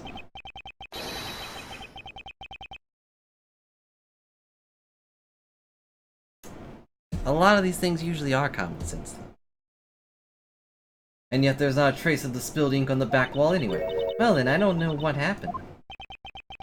Well, I'll tell you what happened. The two sides were switched. By using a revolving fireplace wall, the ashes were moved into the neighboring room. Which means that this is a clear indication that the fireplace was used. And only once, I guess. Then you mean, the person I was chasing disappeared from this room through there? Yes, I believe the person you were in pursuit of is Mr. Cochin's killer. After committing the murder, escaped through the fireplace. Wow, Mr. Edgeworth, you figured out the killer's escape route. I have, but it's only the beginning. Now I have to chase the killer down. Can we go to the other room now?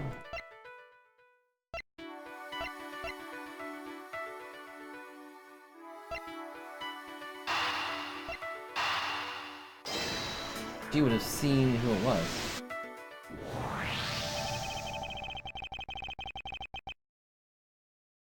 If the killer used the fireplace's room to escape to the next, then it's only logical for us to talk with the person who was in the neighboring room. The person who was in the next room was... Oh, it was that person, sir. You know, the person you just connected the dots to. Yes, Detective Agent Sheena. Okay. Okay, stop teleporting us around with your controllers. It's weird. Looking more and more like Miss Sheena is the killer, isn't it? Let's not jump to conclusions yet. We need to go through what we know so far. She came running straight into this room from the next one, instantly accused you. Furthermore, she claimed it could only been you that killed Mr. Cochin. I don't have any proof yet, however I know she's hiding something from us. Okay then, why don't we go and ask Miss Sheena herself? No, not yet. There's something that needs to be done first. Detective Gumshoe? Yes, sir. It's my turn to do something, Mr. Edgeworth. Yes, I have a two-part special assignment for you. First, I need you to run a handwriting analysis on Damask 2's note. Okay, I'll get the lab boys on it right away. Second, I want you to see if you can fit through the revolving fireplace wall. But right now, sir. I don't even think my jaw could fit through there. No, next decade. Of course, right now. We need to test our hypothesis first, don't we? Go on, Gummy, you can do it. Alright, I'm gonna do this like a real man. Here I go, through the fireplace and back. You shouldn't need to psych yourself up with that much for such a simple task, Detective. Well, the wall inside the fireplace really did turn. That's so neat. I want to go there too. There really is a secret passageway through there. I had no idea. It would appear that the ash really was pushed into the other room. Furthermore, the Babyliss ink you spilled, Ambassador, is there on the back wall. Okay, here I go, sir.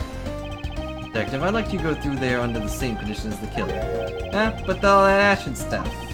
And your point is? Now we're short on time, so please hurry on here. Yes, sir. Okay, so now we pretty much have the whole picture, right? No, not yet.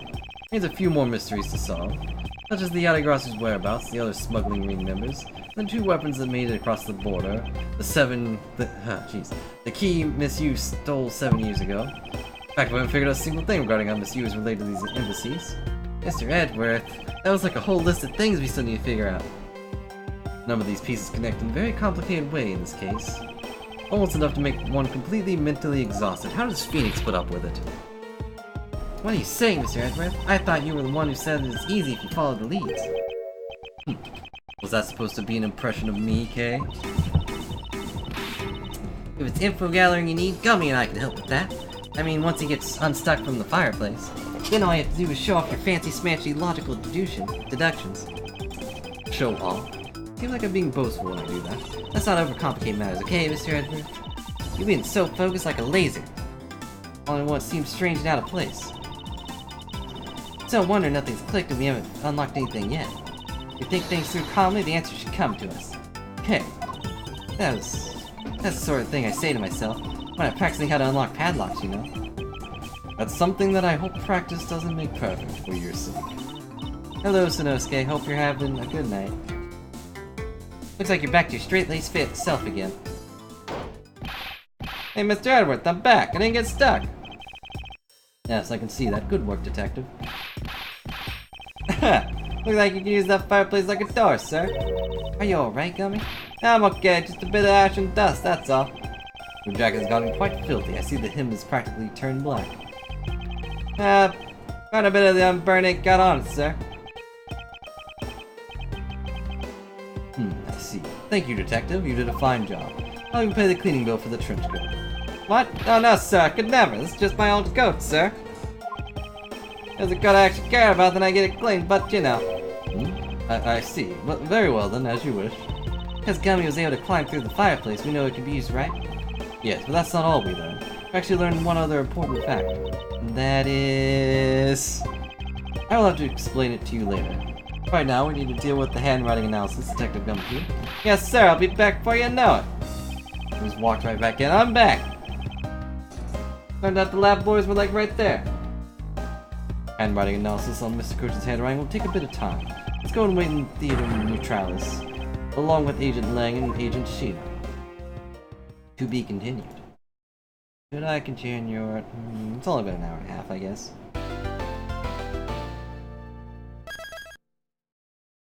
Check a couple small things.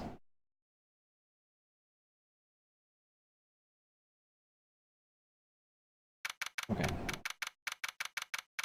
Also, I'm gonna minimize that. I just realized that's probably gonna burn my screen. Also, small thing I only notice every once in a blue moon, but this monitor on my left side has a dead pixel. It's only one, so it's whatever. It's also like super old. Probably like half my age. So, you know, pretty old. Probably not that old. Probably more like 6 or 7. Agent Lang. Lang Z says, little cubs never know what the real fury of the Elder Wolves. Rip pixel. Those quotes are definitely becoming increasingly difficult to decipher. What does that mean? It means that you'll never really know how angry I can get. Mr. Prosecutor, the counterfeit bills made with Babyliss ink. They were all of Zingfa denominations?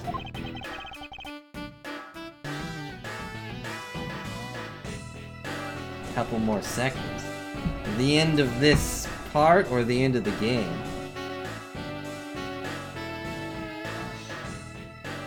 Is this actually the end of the game? If so, I'm not sure what the next game would be.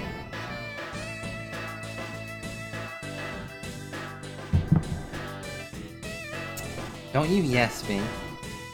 Yes, I heard from Miss Von Karma. But we don't know where the play money has gone. They must not have figured out that it was all burned yet. Ever since those things showed up in circulation, my country's economy has taken a big hit. Zingfa is financial chaos as we speak. Because we can't tell the difference between our own bills and the fakes. But it's not just the money, the citizens are also worried. I've staked a lot of the honor of the House of Lang on this, and I've come to this land to capture the mastermind behind the whole mess.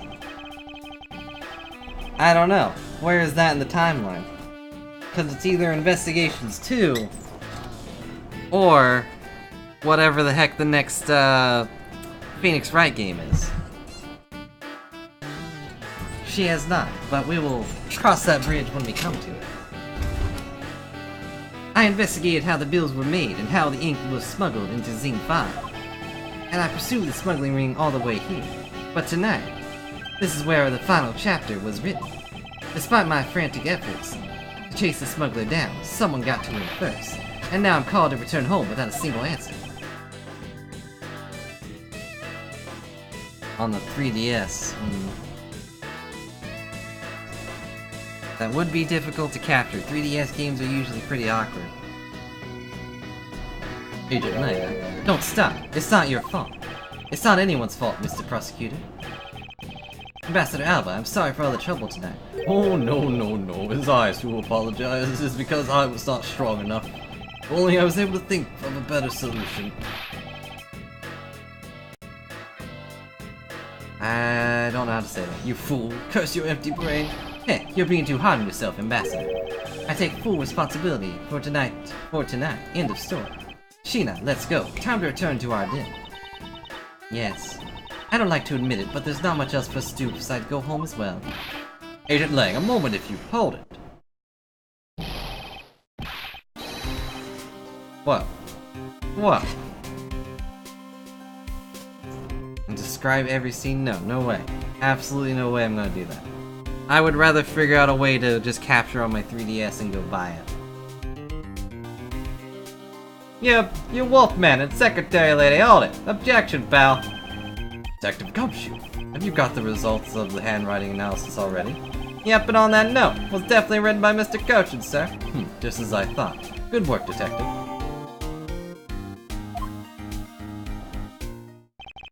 Hey, Mr. Prosecutor. How long do you intend to hold up for? Sorry to have made you wait, but I believe that now everyone is finally here. Agent Sheena, I'd like to ask you something if you don't mind.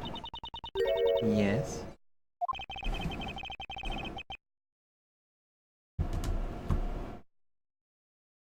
Why is the quotation marks in Go?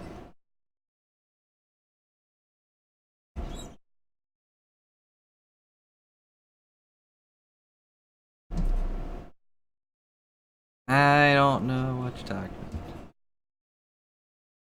Oh, I did not know it was eShop only. Okay, that makes things easier at least. It's only now. It's a shame it's not on the Switch. That'd be pretty useful. It also gave me an excuse to play the Switch. But anyways, how exactly did you fail to see the Yatagarasu when you were in the neighboring room to where the Mr. Cochin was killed? I'd like to explain that to us. What? Hey, Mr. Prosecutor, what are you doing asking her about something she didn't see? Agent Lang hasn't touched the Bob with investigation at all. Suppose I will need to explain a few things to him first. Miles Edgeworth, I can't begin to imagine what's going on in that head of yours. If they're putting them there, I'll totally get them there. So that'd be pretty neat. The only thing going on in my head is the pursuit of the truth. Oh, sounds like you have some sort of plan. Very well, I'll supervise you until the end. She's seriously going to treat me like subordinate for the rest of the day.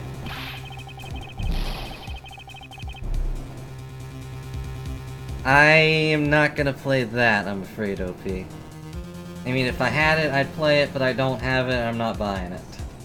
I'm not really a fighting games person. You're not trying to fight my subordinate on some flimsy guess, are you? I'm not trying to pick a fight, and the evidence is hardly flimsy, as you will see. They did the thing. I didn't think they actually had the thing together, but okay. Heh, I should have known that you and I are destined to fight it out to the very end. It would appear that way. Well, I'll prove her innocent, so let's see what you've got, Prosecutor Edgeworth.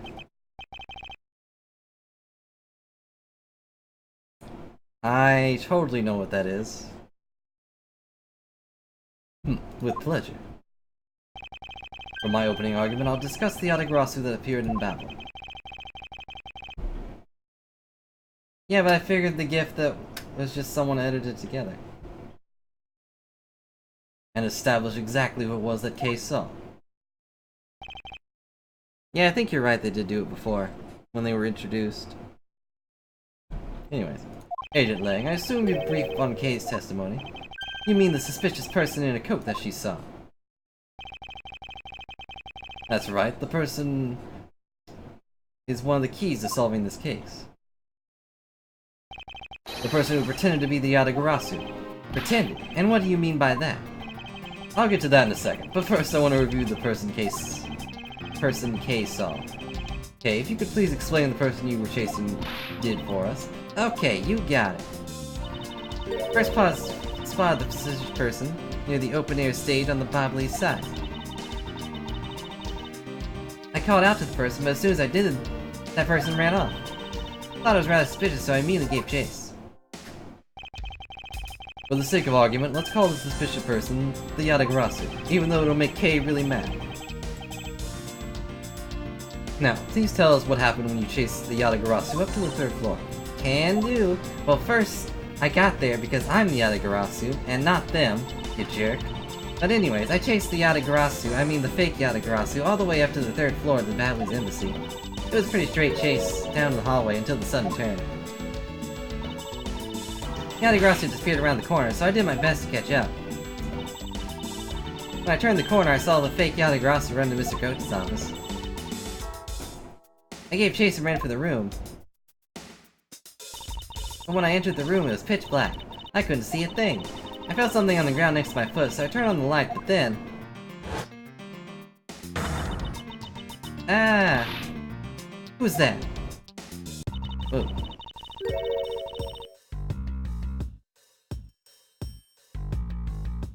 Huh. So you play like an ancient phoenix? That works alongside Detective Sherlock Holmes? That does sound pretty neat. I'm surprised that isn't translated. How old is that? By the time I turned on the lights, the Yatagarasu, I mean the fake Yatagarasu, had disappeared. When Kay entered the room, the person she was chasing was already gone. Why do you suppose that was, Agent Lang? What do you mean, why do you suppose? Isn't it obvious? They jumped out the window. The person slipped through the door behind the girl under the cover of darkness. Sorry, but I know for a fact that person did escape through that door. Oh, and how do you know that with such certainty? That's easy. If the Yatagarasu had left through that door, they would have run right into this person. It's bad. Take that! 2015. Your answer is Sheena. Yes, because let's consider what had happened if the Yatagarasu had used the door. When Kay screamed upon discovering Mr. Kochin's body, the Yatagarasu would have ran right to Agent Sheena, who was the next room over. Ah. Agent Sheena, would you mind telling us if you saw the suspicious person in question? No, I did not see anyone. You see, therefore the Yatagarasu could not have escaped through that door as... Not so fast. It just means that the creep slipped out before Sheena had made it into the hallway. Objection. I doubt that, as there was another person in that hallway. A certain detective. Detective Gumshoe? Where were you exactly at that time? Me, sir. When I heard Kay scream,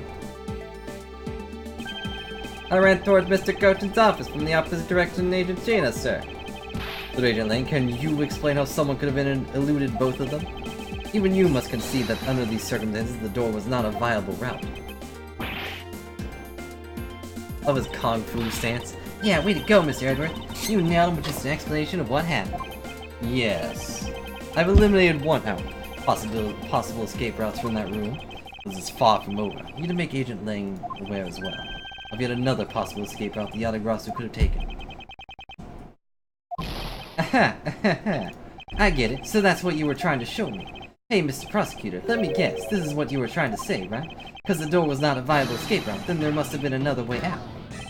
Precisely. Hey, Mr. Edward, it's time to bust out with our revolving fireplace wall explanation, right? I can't even talk right now. No, not quite yet. Also, thanks for spoiling it, jeez. Huh? But why? I thought that would be the perfect time.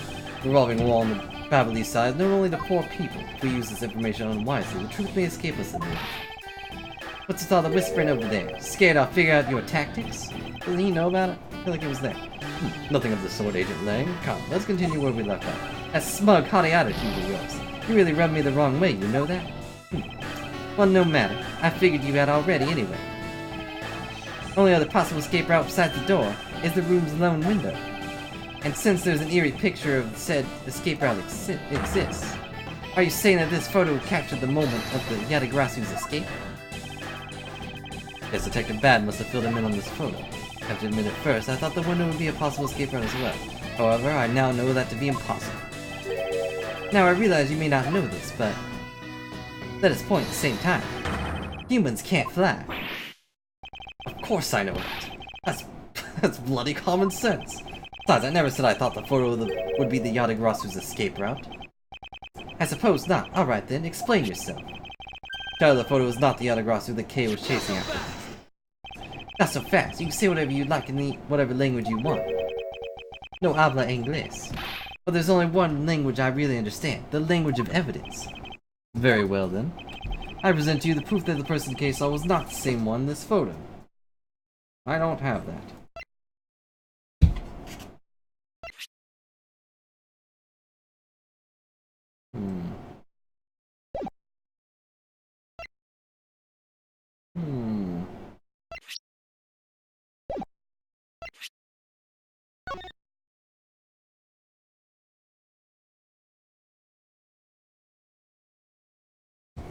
Hmm. Which one do they want me to do? 'Cause I'm not entirely sure. Whoa, I did not expect a paragraph.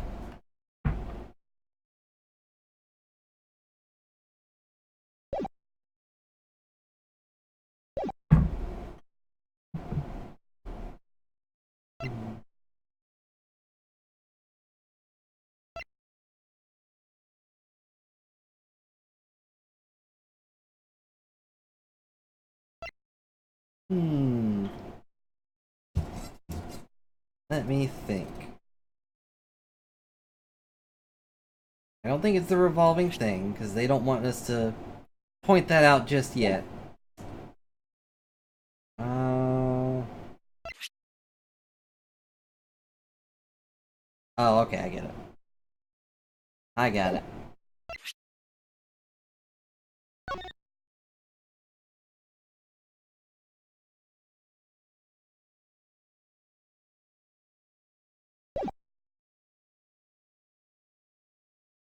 Pie. From Sage of Hate to the Pyromancer. Okay, I think that's right, right? Let's go with it. Let me explain to you precisely why the shadow in this photo is not the Yatagarasu Kay saw. Kay spotted the Yatagarasu heading for the 3rd floor during the 2nd fire. However, the photo in question was taken just after the 1st fire. Yeah, way to go. That's twice you hit him in the butt now.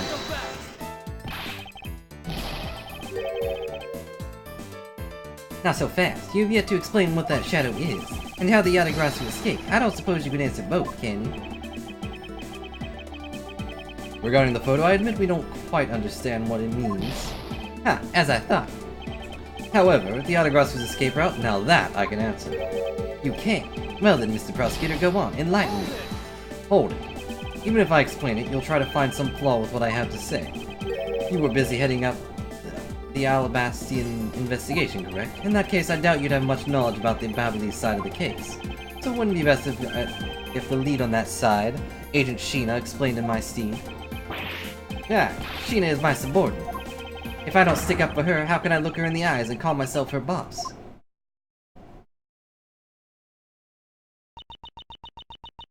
Nay, it's alright. I can take care of him. I'll go for his throat. You shielded me a lot as my boss, but it's time for me to prove my worth.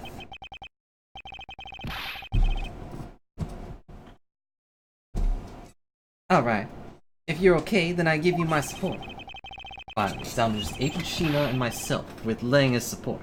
This is where the battle really begins. Now then, what is it you'd like to ask? Let's see. Why don't we start with your movements inside the Babyliss embassy? Testimony. During the first Babyliss fire, I assisted in putting out the fire. During the second fire, I was searching for the Yatagarasu that had appeared in Babel.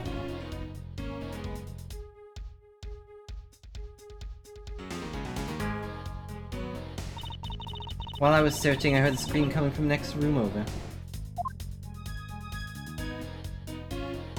Although I was in the next room, I was unable to catch a glimpse of the Yatagarasu. To be honest, I'm actually very skeptical that the girl's Yatagarasu even exists.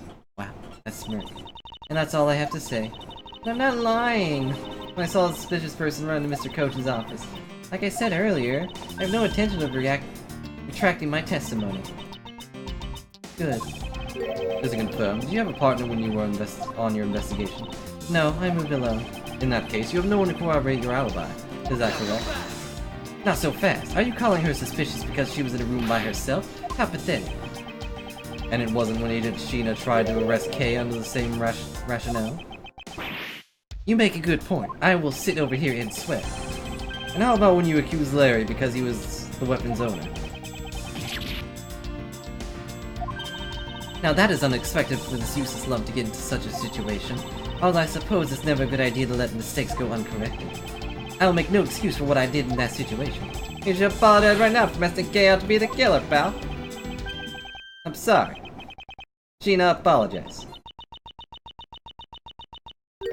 I'm sorry. Wow. It's really okay. I mean, I'm not under suspicion anymore, I think. Right, Mr. Edwards? Well, I never doubted you, not for 1 second. And the same goes for me. I believe in Sheena.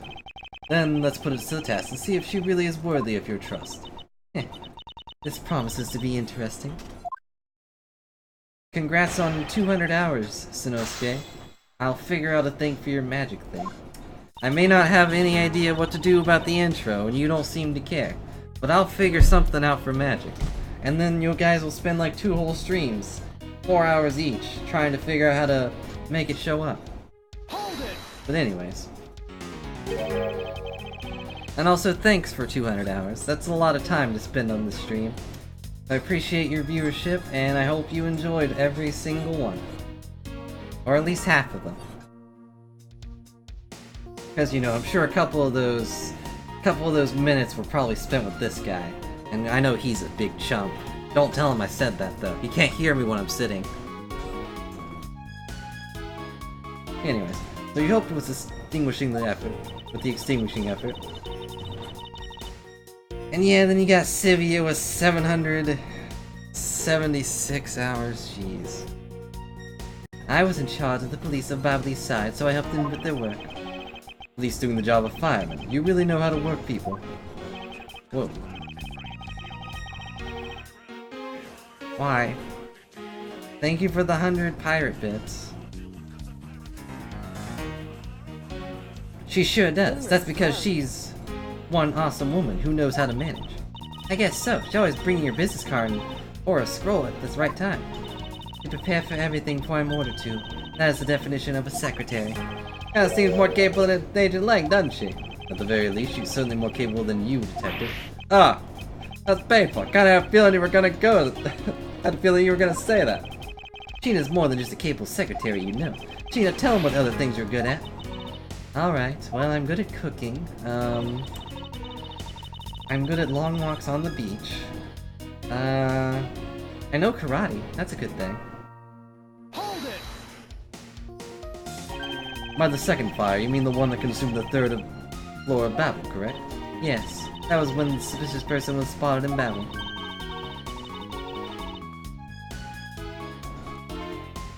Yeah, I guess that's true. Then you were the same person in the long coat that I was after. Hold it, there's no proof that the suspicious person was really Yatagarasu. Because no one was able to get a good look at the person's face. By the way, how was your team's investigation? In order to extinguish the fire, water was pumped to the 3rd floor via the windows. So majority of the investigators conducted their searches on other floors. Maybe they did that so there's one person who was wandering around lost on the 3rd floor. But there was one person who was wandering around. Yeah. When the fire was pretty much out, I moved the investigation to the 3rd floor. And you did that alone? Yes. Is that a problem? I do like this girl's design, by the way. The fluffy thing around her neck, the red eyes. I'd say the only, and you know, her smirk is great. I think the only part I don't like is her hairstyle. If she had just had like a little bit cut right there, I'd be like, reminded heavily of Mandark. Except, you know, she has silver hair instead of black. Hold it!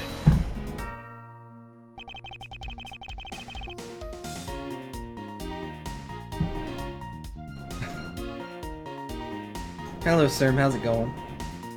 Hope you're having a good night. And you know, I just say whatever comes to mind, so...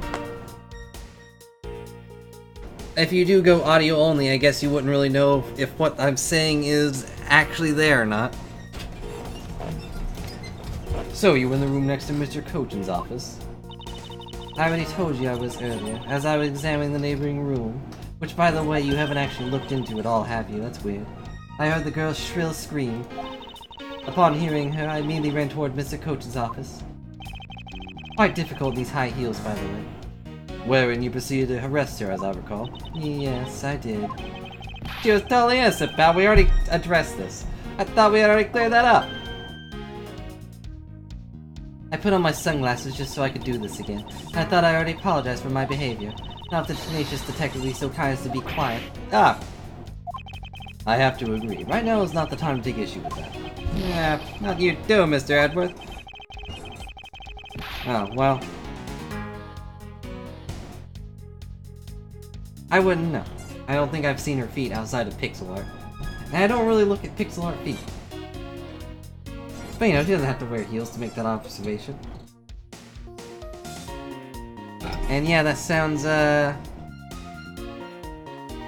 wait, at 5 PM? Jeez, what happened?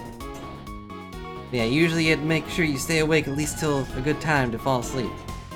Anyways, I do take issue with the fact that you didn't see the Yatagarasu agent, Sheena.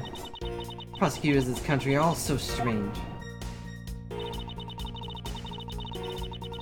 Hold it! Just a joke, Sivia, jeez. Unable to catch a glimpse even despite being in the next room, is that true? I really hate to repeat myself. I'm sorry for inconveniencing you. However, I simply wish to make sure you are not misremembering something. We didn't want you to be accused of lying later on, would we? Hey, Mr. Prosecutor. Are you calling Sheena's testimony a lie? Agent Lang, I'm talking with Sheena right now. Sit, dog. Wow. I'd appreciate if you wouldn't interrupt us with superfluous confidence.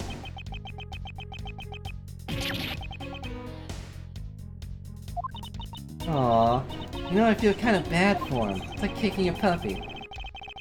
I understand his pain watching one of his subordinates being accused. However, I cannot turn my eyes from the truth. Lang, I'm alright. As for you, I think you should be focusing on your doubts on that girl rather than me. And why is that? Hold it! Are you throwing Kei's words into doubt again? Well, she does claim to be the Yatagarasu, right? I don't think they have Crocs, Sophie.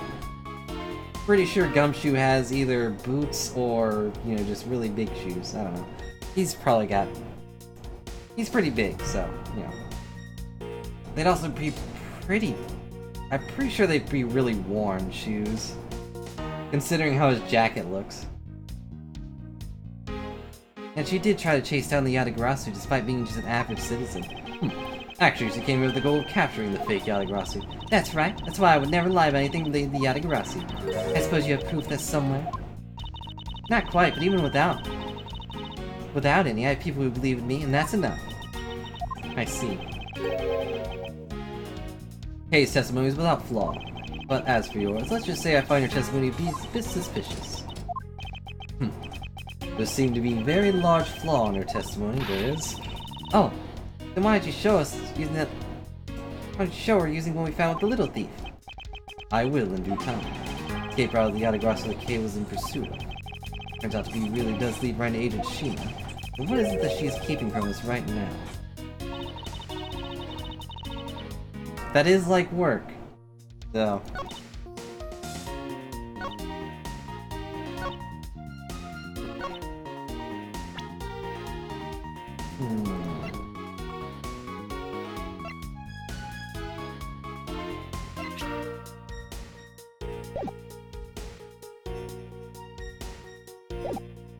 What am I looking for?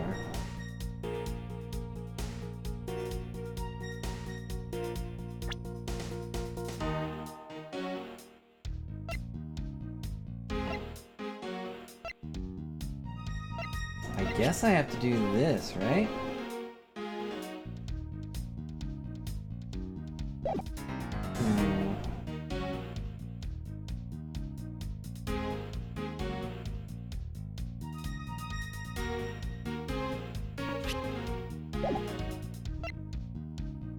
Let me double check all my information here. Let's see, what is this?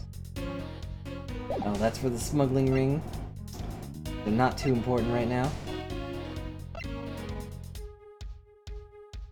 The only thing that really comes to mind. Objection! Being in the room next to Mr. Kochan's office is the problem with your testimony. Knuckle back! Not so fast. Mr. Prosecutor, I don't see what problem you're talking about at all. Then let me talk for once. Do you recall the secret we discovered about the Alabastian office fireplace? Huh? Oh, you mean about how it connects to the office of the room next door? What about it? Well, Alabast isn't the only country with a secret connecting fireplaces. Ding. The fireplace in Mr. Koten's office holds the exact same secret. Say what? The Yatagarasu didn't escape through the door to the room or the window. The escape route was through the revolving fireplace wall and into the room next over. Casual hair flip. Now do you see? If the Yatagarasu had escaped into the next room, then the thief would have run straight into Agent Sheena. Meaning that it's impossible for her to have missed the Yatagarasu. What is the meaning of this, Miles? Well, wouldn't you care to explain, Agent Sheena, how you managed to completely miss the fleeing Yatagarasu, or shall I? Is the reveal going to be that she's blind or something? Your claim that you were in the next room was all a lie all along, wasn't it? Truth is, you were the one Kay saw in the coat. Pretending to be the Yatagarasu, and you were the one she chased after. As you tried to lose her, you ran to Mr. Koten's office and headed for the fireplace. There, you shed your coat in the next room, leaving it there to emerge as Agent Sheena. After that, you came back around to place Kay under arrest. Does that sound about right? If not, then speak now or forever hold your peace. How dare you make Kay look like a bad guy when you're the suspicious one, pal? Gonna laugh. Gonna reveal that she's actually Miss Yu.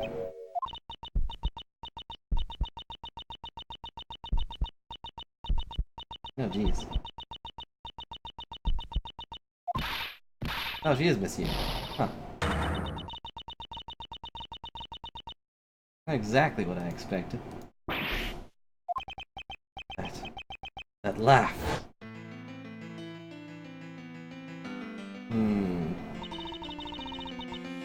I remember this irritating laugh. It chills down my spine, pal. It can't be, but it has to be. Sheena, what's wrong with you?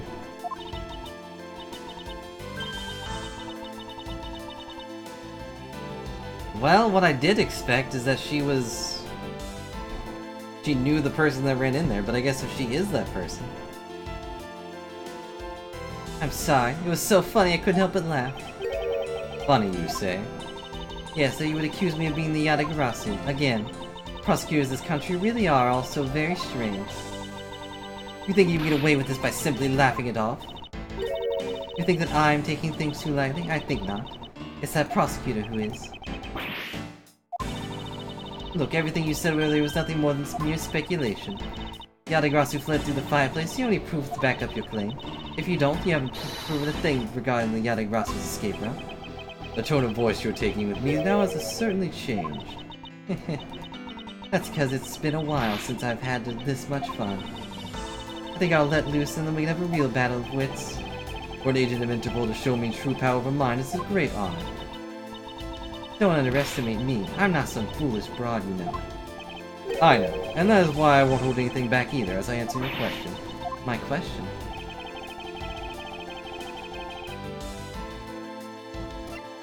Was used recently. Take that!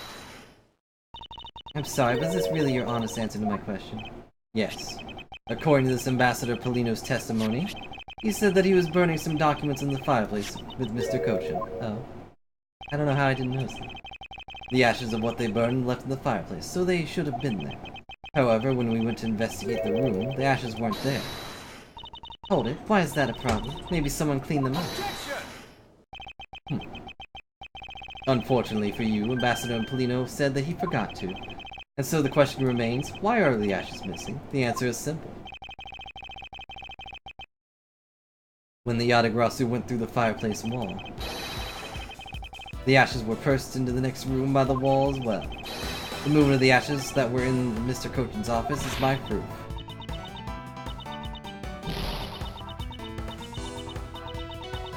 I feel really bad for Lang. Probably just like, what is going on with this girl?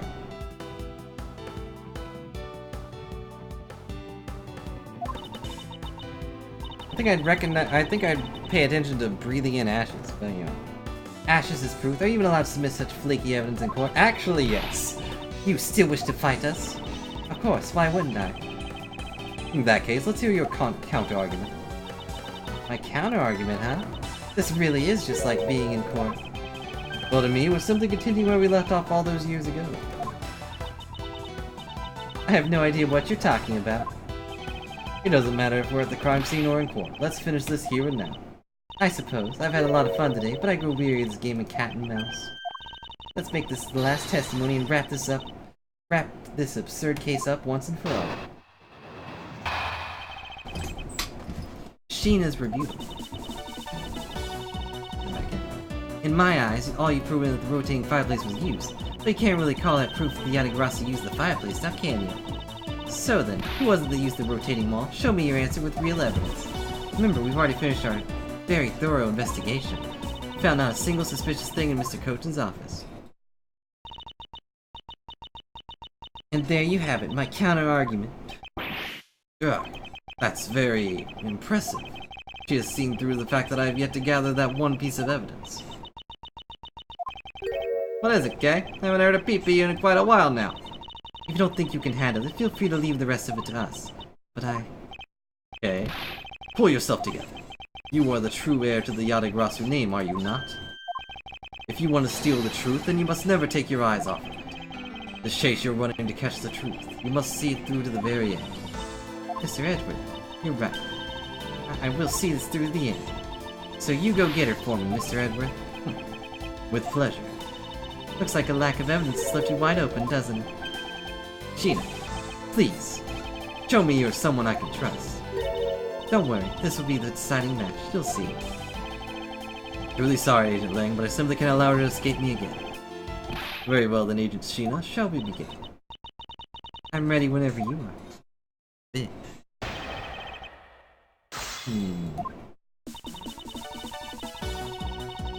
Hold it!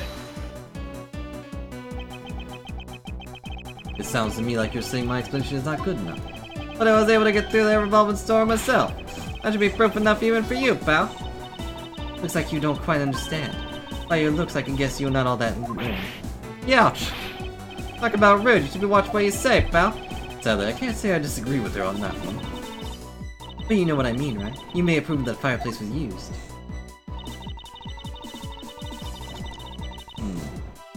Hold it! So you want proof that the Yatagarasu was the one who used the fireplace? That's right. Well, do you have any?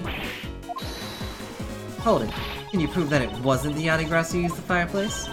I don't need to prove anything to you. Objection! Hold it. Okay, if you could please not steal my line. Sorry, I wanted to give it a try just once. Well, don't fret, leave it to me. All you have to do is sit back and watch. Aha! You seem to have some wiggle room, but without evidence, it's meaningless. Hold it! Maybe whoever's covered in ink, I imagine, but Paul the Yatagarasu left fingerprints inside the fireplace. That's flimsy. Sorry, but I have the forensics team check that already. All they found were prints belonging to Ambassador Polino and Mr. Kochin. Curses. I should have known better than to think the Yatagarasu would be so careless, especially since she's wearing gloves right in front of you. Must be some sort of evidence that we still have yet to find. I take it you have no further objections? Hold it! So Interpol has finished examining the entire Babulin's embassy.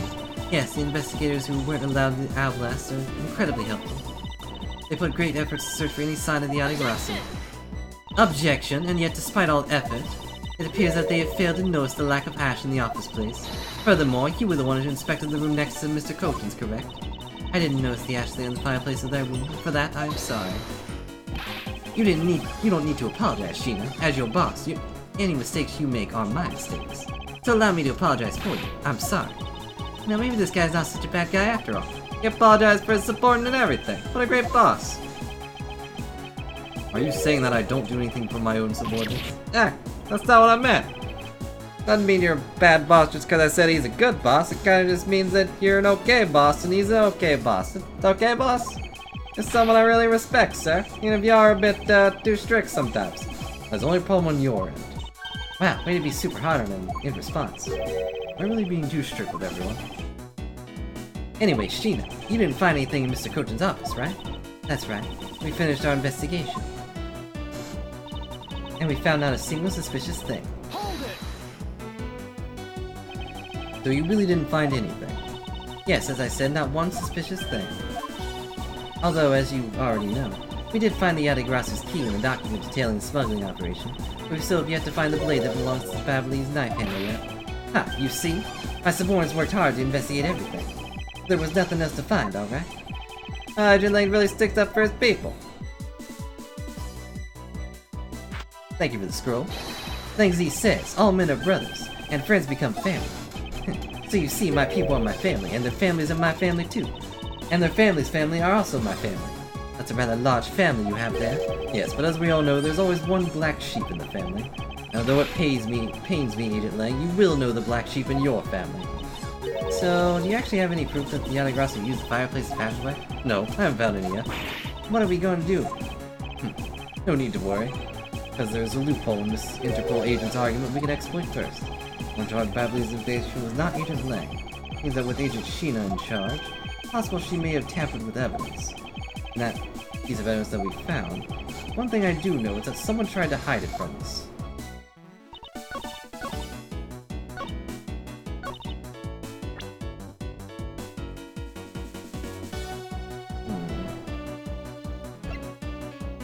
Well, I was gonna say maybe the ink would be suspicious, but by the sound of it...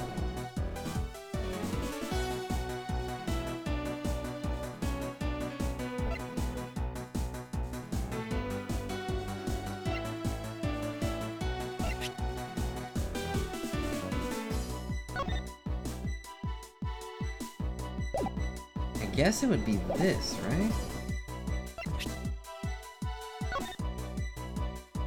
Where did we find this knife? I don't remember.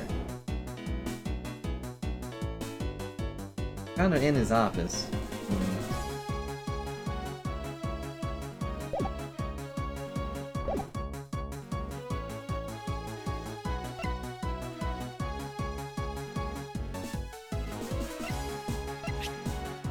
Objection! Nope, I guess not. Actually, it proves the absence of a flaw in my logic and the presence of your and yours. Yeah, I was mistaken. I'll continue with my testimony now. One suspicious thing. The documents were hidden from us, but...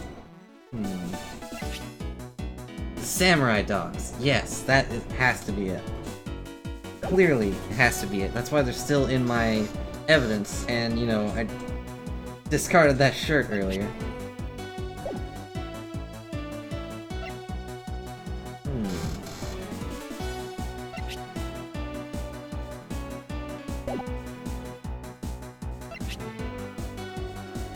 This was to keep the clock quiet, but that's not really something you can find suspicious.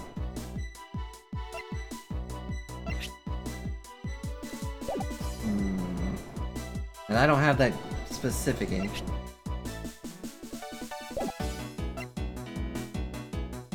What is the one suspicious thing?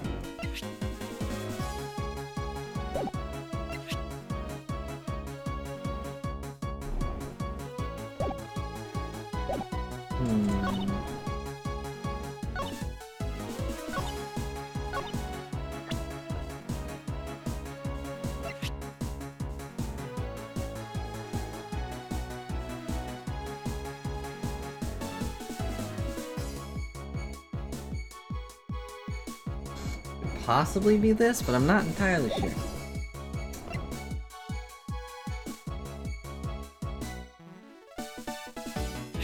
Also, I need to look at these. Oh, I can't look at them closely, can I? Misuse perfume. Obviously, that was found there. Let's see. We already used that. I doubt they'll use that again. Where was this found? Found the open air stage, okay.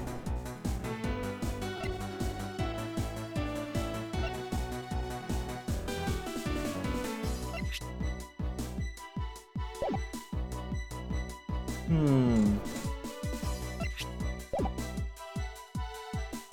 think I always have this. I prefer to keep it in my pocket, but, you know, I always have it. All the time. Let's see.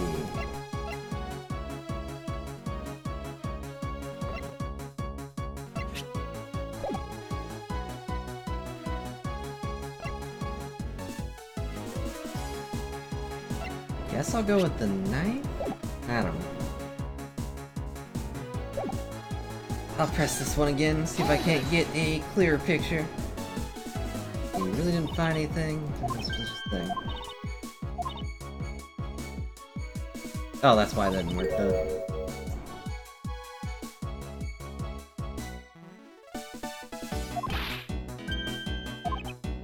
I should read more than I talk.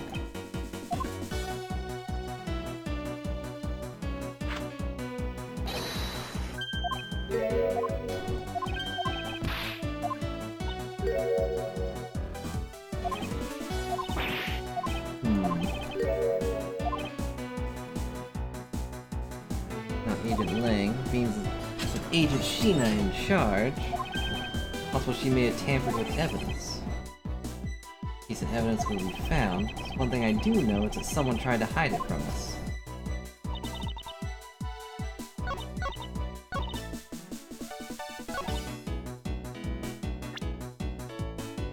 Tried to hide that it was an Alabastian knife?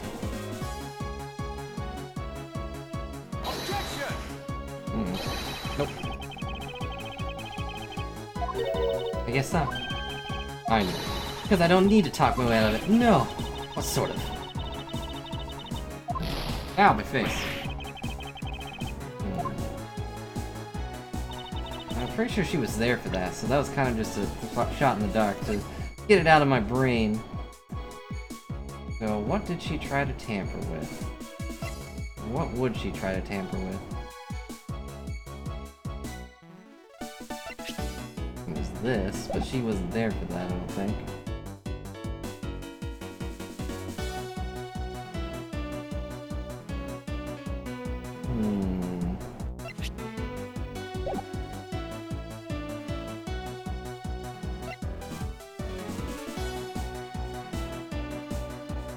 I got nothing. I got nothing.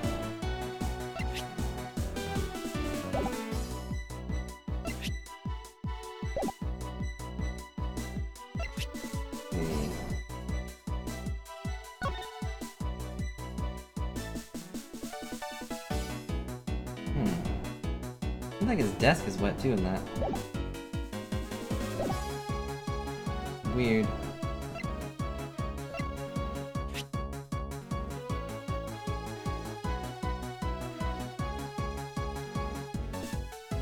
It could be the pick. The pick could have been picked up and discarded.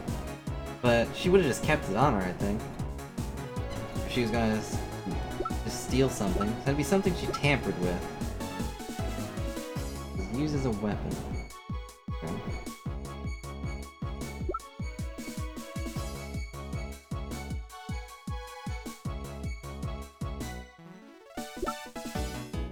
Why are the flowers important? Like, why are the flowers here? I hope we get a use for those. If we haven't already, I just forgot.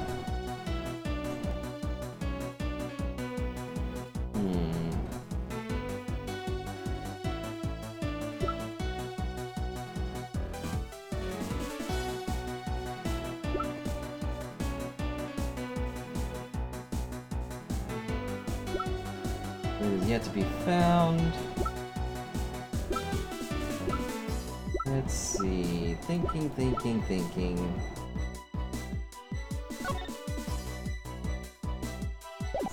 Something she could have messed with.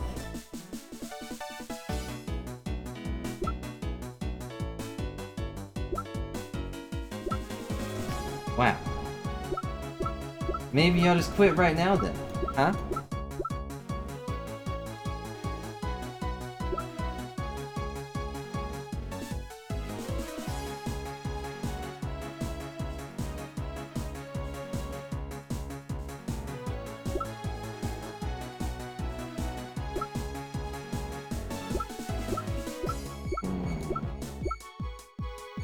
Something she could have messed with.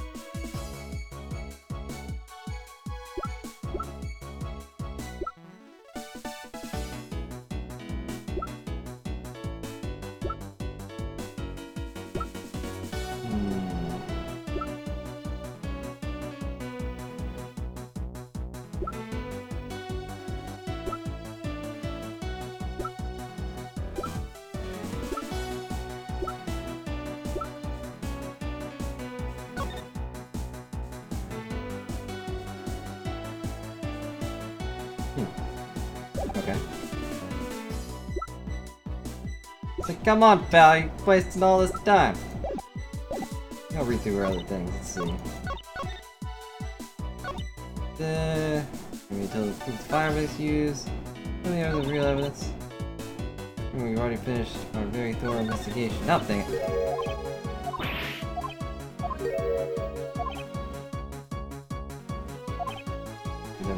She named shards. It's possible she may have tampered with evidence. These evidence that we found. There's one thing I do know, it's that someone tried to hide it from us. Someone tried to hide it from us. What was hidden?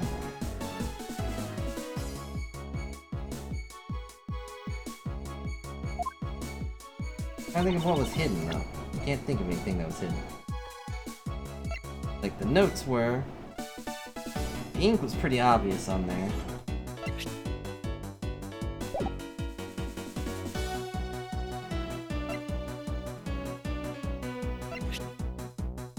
The wire? No.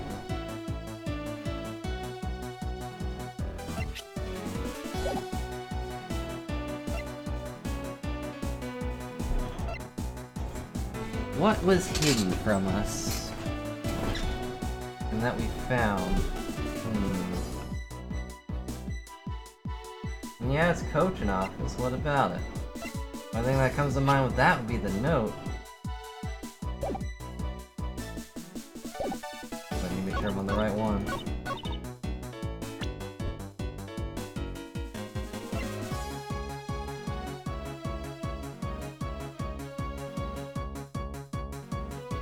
Probably the note, I guess.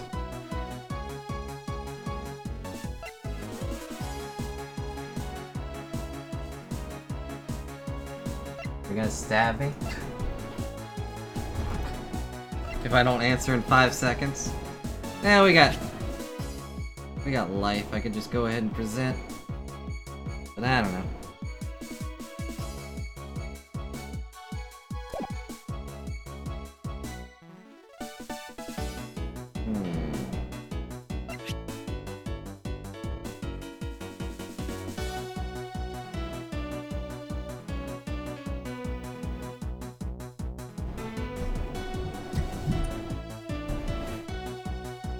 At the same time, the counterfeit bills were hidden from us. Objection! Okay. The one thing I could think of that was hidden from us, the note wasn't really hidden. You didn't find anything suspicious at all? I find that highly doubtful. But I didn't. You can even ask the other men. I don't need to, for I found what you should have found a while ago. Excuse me? In Mr. Coachen's office. There were signs of someone had burned counterfeit bills there. What in the...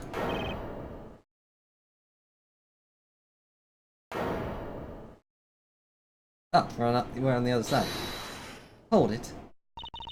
That evidence was something you found through that girl's machine, right? So what if it was? Ah, that's what I thought. But unfortunately for you, a recreation made by a machine is hardly concrete proof. Among the ashes you found in the room, did you happen to find any counterfeit bills? No. You see, there was nothing in that office, nothing you could call evidence anyway. Objection. Speaking of things that you Interpol agents have missed, I did find one more. That pompous attitude is unnecessary, all it requires evidence. Very well. There were the hidden piece of evidence that her and her Interpol agents missed. I guess that would be the wire. Yeah. The only other thing that they would miss would be the connection between the note, but we don't have the actual notepad. I'd like for you to take a look at this length of wire.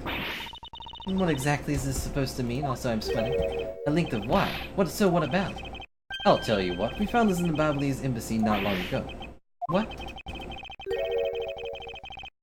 And we found it wound up inside the grandfather clock in Mr. Coach's office. What? Oh.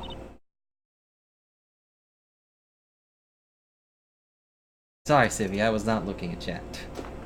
You found that at the scene of Mr. Cochin's murder? Whether you'll agree now, that I cannot trust you when you say the Interpol has thoroughly checked every room, and that this throws doubt on the purity of your investigation into the Yatagarasu. You still suspect me, I see. Alright then, I'd ask you to point out what part of my investigation is incomplete.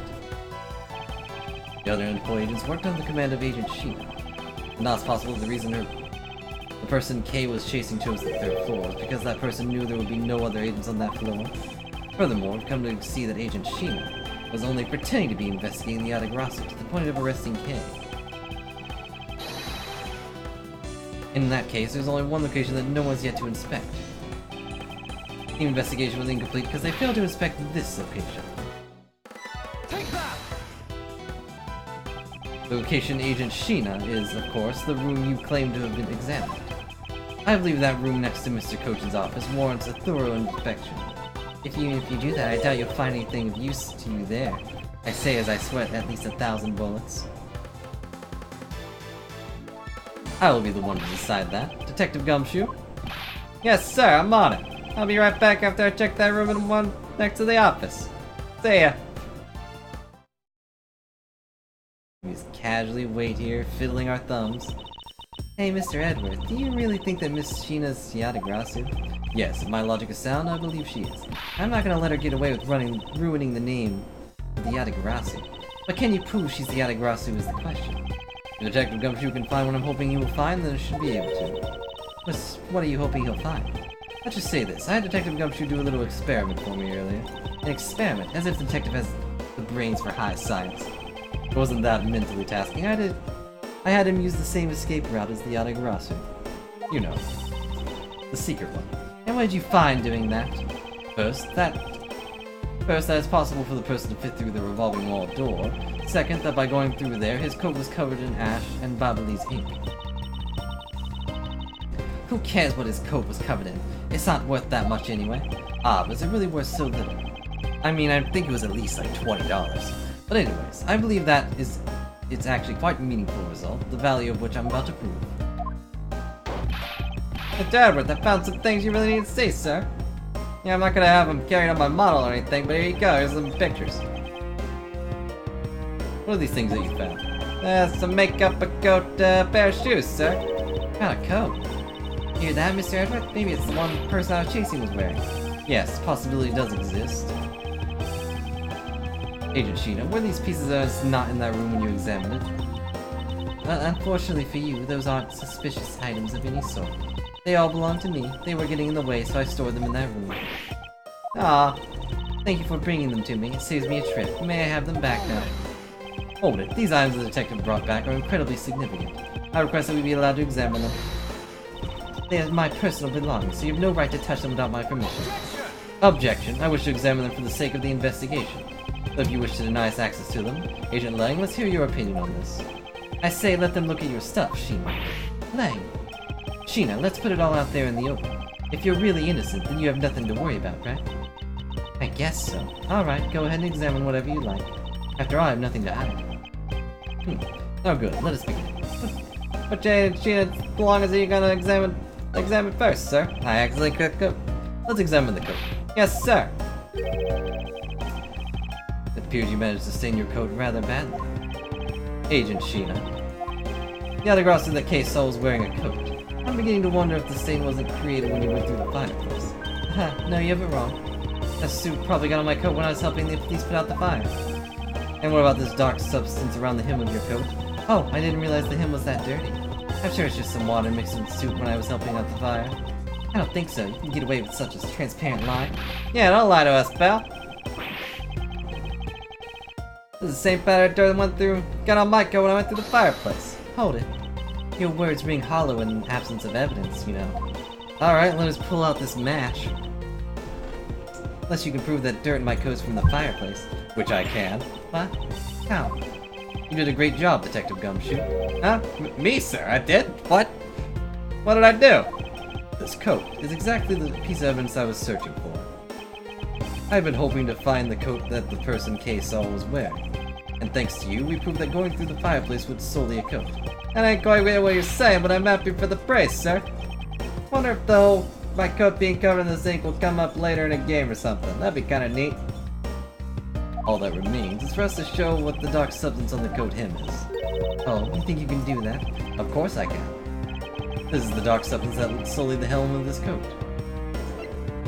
Ooh. Ink. Babbly's ink. Even though I already knew that. Yes, this is what will prove the coat went through the fireplace. According to the Ambassador Polino, he burned some files in the fireplace this morning. You told us about that already, so I don't really see the point in mentioning it again. My point is he spilled some ink into the back wall of the fireplace at the time, which I also mentioned. If the dark substance on the coat turns out to be Babbly's ink, prove that you and this coat went through the revolving fireplace wall. What? Her hair spiked up for a second. Sorry to clip your wings, Yatagarasu, but we're not finished yet. But you have no way of proving whether or not this Babbly's ink is on the coat hem. Oh, but I do, and I intend to show that it is ink in a few seconds. How? How, you ask? Well, since you don't seem to know, allow me to show you. This is how I prove this dark substance is the coat is Babbly's ink. Touch the coat, wear the coat, burn the coat. We can find out whether the Babbly's ink or not by lighting it on fire. That is how you're going to prove that it's Babbly's ink. Yes, if you could please cut a section of the dark stain area for me, I'd appreciate it. Because now I will show you here and now what the dark substance is. Gina, I'm sorry to do this, but I'm going to cut a bit off your coat. Go ahead, I wasn't planning to wear it anymore anyways. Oh, someone loan me a lighter or something. Yeah, of course. It's only a piece of the evidence. Oh, I got some matches, of course you would. I always carry them with me so I can light some smoke bombs. Then if I could please have one, Kay, we can get this experiment underway. Also, don't pull out any smoke bombs, please. The flame. Did you just casually throw that onto carpet, Edworth? It's the same color as the flames the white crystal oil produces, which means Babbly's ink is a product of white crystal oil. When lit, the ink produces a green flame. I believe the time has come to clip that Yatagarasu's other one. Miss Sheena, you're the fake Yatagarasu, the one who killed my father. All time you came clean, Agent Sheena, or should I say, Callisto you? Objection. Hey, Mr. Prosecutor, you're not serious, are you? Do I look like the joking type to you?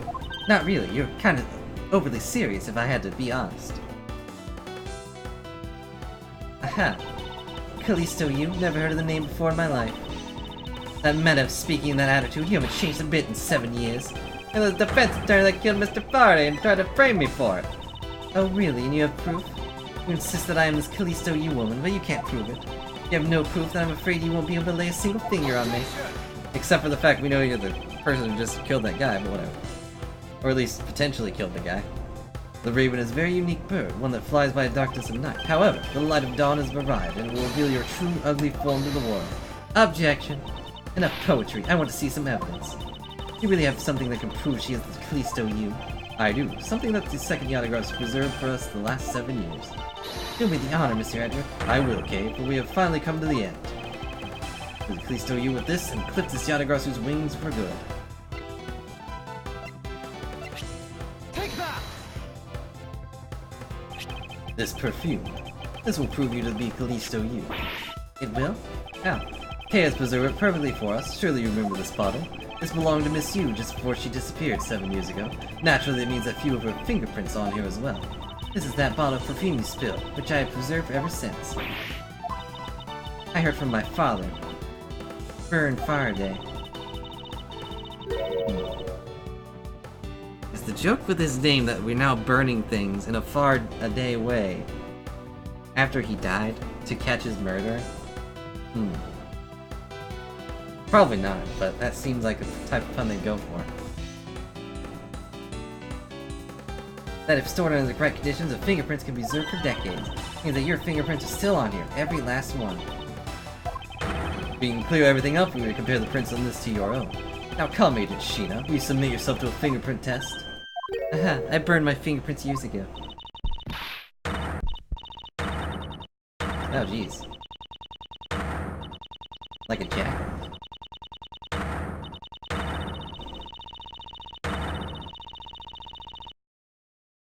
Well, she went crazy. Looks like you've seen right through me yet again. You're sending me the biggest chill down my spine, Edgeworth. At least so you. So you've shown your true face at last. This feeling of thrill, it's even greater than that time 7 years ago. Sheena, you're... Lang, I really enjoyed our days together. You're an insanely strong, nice, kind-hearted idiot of a man. So you were a spy all along. A mole sent by the smuggling ring I've been chasing after. Someone who's been feeding them intel and Interpol all this time? Ha, very good. Maybe not as big as an idiot as I thought. Callisto, you, the woman who killed my father 7 years ago.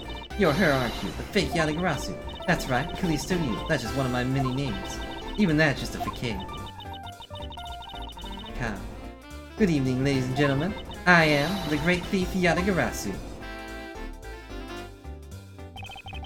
Callisto you, this time you won't escape. For this time is the end of the road for you. Now come along quietly. You know, you're the one who left the strongest impression on me, Kay Faraday. Had you not used the Yatagarasu's guidance, I might have never known who you were. But here you are, being thrown in my side, just like your father always was. Hey, don't. You, I'll never forgive you for what you did to my father. You really are just like him. Mr. Faraday too possessed such a laughable honesty. Kay, you said not to do it. Ah, you let Kay go right now, pal. You despicable. Things are wrong when even Francisca says you're despicable. Let me go, me filthy. You think I'm a fake, don't you? Well, unfortunately for you, I'm the real Yatagarasu. That's impossible. My father was the one who created the little thief. Hey, Edgeworth. Yatagarasu has 3 legs. Do you know why that is? Why it has 3 legs? There are 3 main reasons why the Yatagarasu will always be one step ahead. First, Yatagarasu always knows exact location of the target object. Second, Yatagarasu always knows exactly how to disarm security system. No, it can't be. You finally figured out. Do you finally know the real identity of the Yatagarasu? The real identity of the Yatagarasu is... neither. The real identity of the Yatagarasu is neither Burn Faraday or Callisto Yu. In token, they are also both the real Yatagarasu.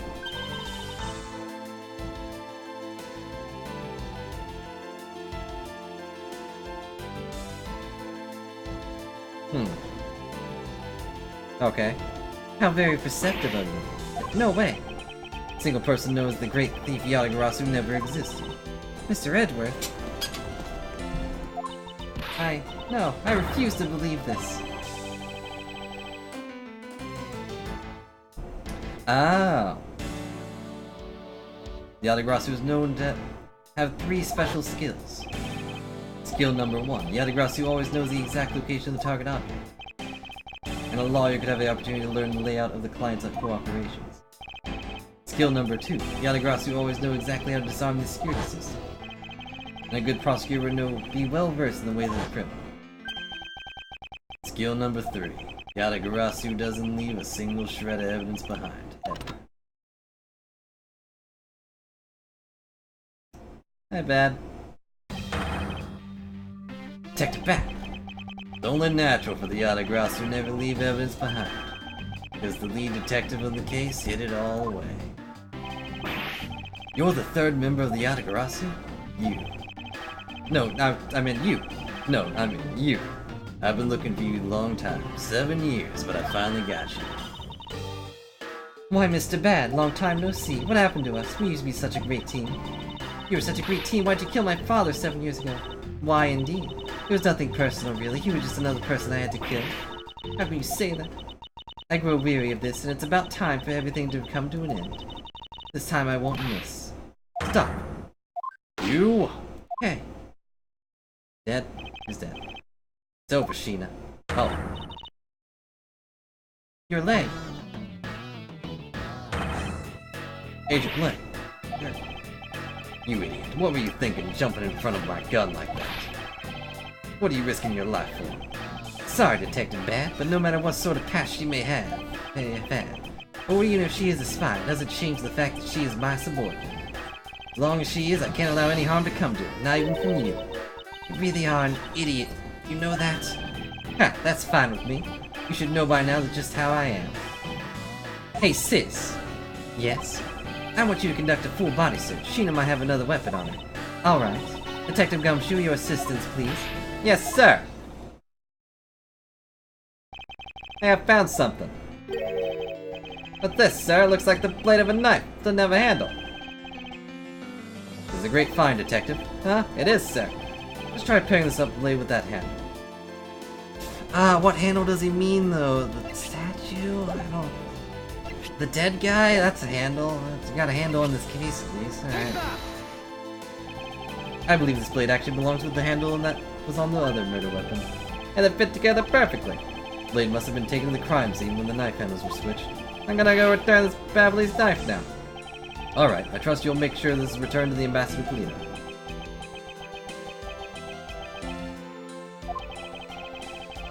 I believe this makes perfectly clear who did it. Callisto, you. Only time handles could have been switched just after Mr. Cochin's murder. Aha. Which means that you must be Mr. Cochin's killer. You killed Mr. Cochin with the Alabastian knife. Switched the handles and then took the original blade out of the Babbly's knife with you. Later, you allowed yourself to be spotted by Kay near the open-air stage. You used the fireplace to lose her, and then you went back to accuse her of the murder. That's about some of that. Objection. I'm glad they switched back to her other voice. That's great. You crafted an engaging tale, Edward, but there are two problems with it. Problems? In what respect? Why do you think my real reason was in allowing her to chase after me? It was all so I could capture Kay Faraday. When I saw you using that device at Gatewaterland, I knew right away that you were Byrne Faraday's daughter. I became curious, so I researched a little into your background. Switch back? Well, when they were doing Hold It earlier, it was silent. Although I guess she didn't object to anything.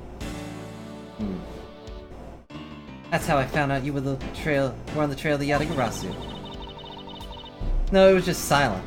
But now that it's been revealed she is actually that, they went back to her old, actual lines. Or at least for her objection. So that's why you tried to pin it on Mr. Cochin's murder on me? No, wrong person. Yes, I knew you could show up at the embassy tonight. I thought to use you, but pinning the murder on you wasn't my only goal. You had another? Once I had you under arrest, I planned to search you, and take back the device that rightfully belongs to me, the true Yatagarasu. You were gonna take a little thief away from me. 7 years ago, I was thinking that device that Faraday was able to infiltrate this place. But he stole more than he should have. I had a tough time recovering that precious key. And the person who stole the Yatagarasu's key was Mr. Faraday. You, in that incident 7 years ago. What was the catalyst behind it? In the eyes of the smuggling ring, the Yatagarasu was becoming a bit of a problem. It wasn't an especially pleasant assignment. Then why? Why did you become a member of the Yatagarasu? Why? There's no why. I was destined to betray everyone from the very beginning. From the beginning? What is that supposed to mean? The person I take orders from hasn't changed, even now to this day. Does this mean that the leader of the smuggling ring wasn't Mr. Cochin? Then the real ringleader is still out there, pulling the strings. Are you done asking what you need to know? Because if so, we should probably get going. And you're going to tell me everything you did tonight. Do you understand, Sheena? I guess I should tell you then that I was the one who set the Babbly's embassy on fire. And why did you do that? Suppose it was to destroy all evidence of the counterfeit bills. That was what the smuggling ring was trying to do, but then why start two fires? Sorry, but I can't tell you anything about the ring. It's your job to complete your investigation, after all.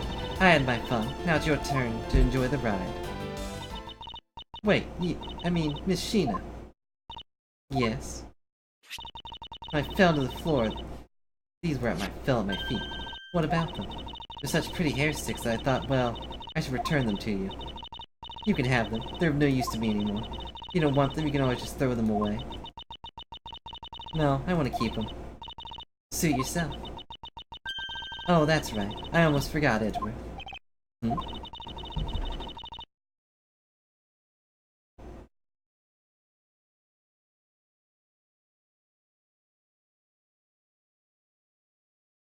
About the second problem I had with your story, I didn't kill anyone tonight. What? I'm not saying as a sore loser. Think it was a hint, if you will. Mr. Prosecutor. Yes, Hazerly. Mark my words, I'm not done here, and I'll be back. It's got nothing to do with duty or anything, because this has become my personal case. I may have been shot, but I'll show you just how dangerous a wounded wolf can be. The thing appears to have negated a sensation in his injured leg. But he's not limping, so that's, commendable.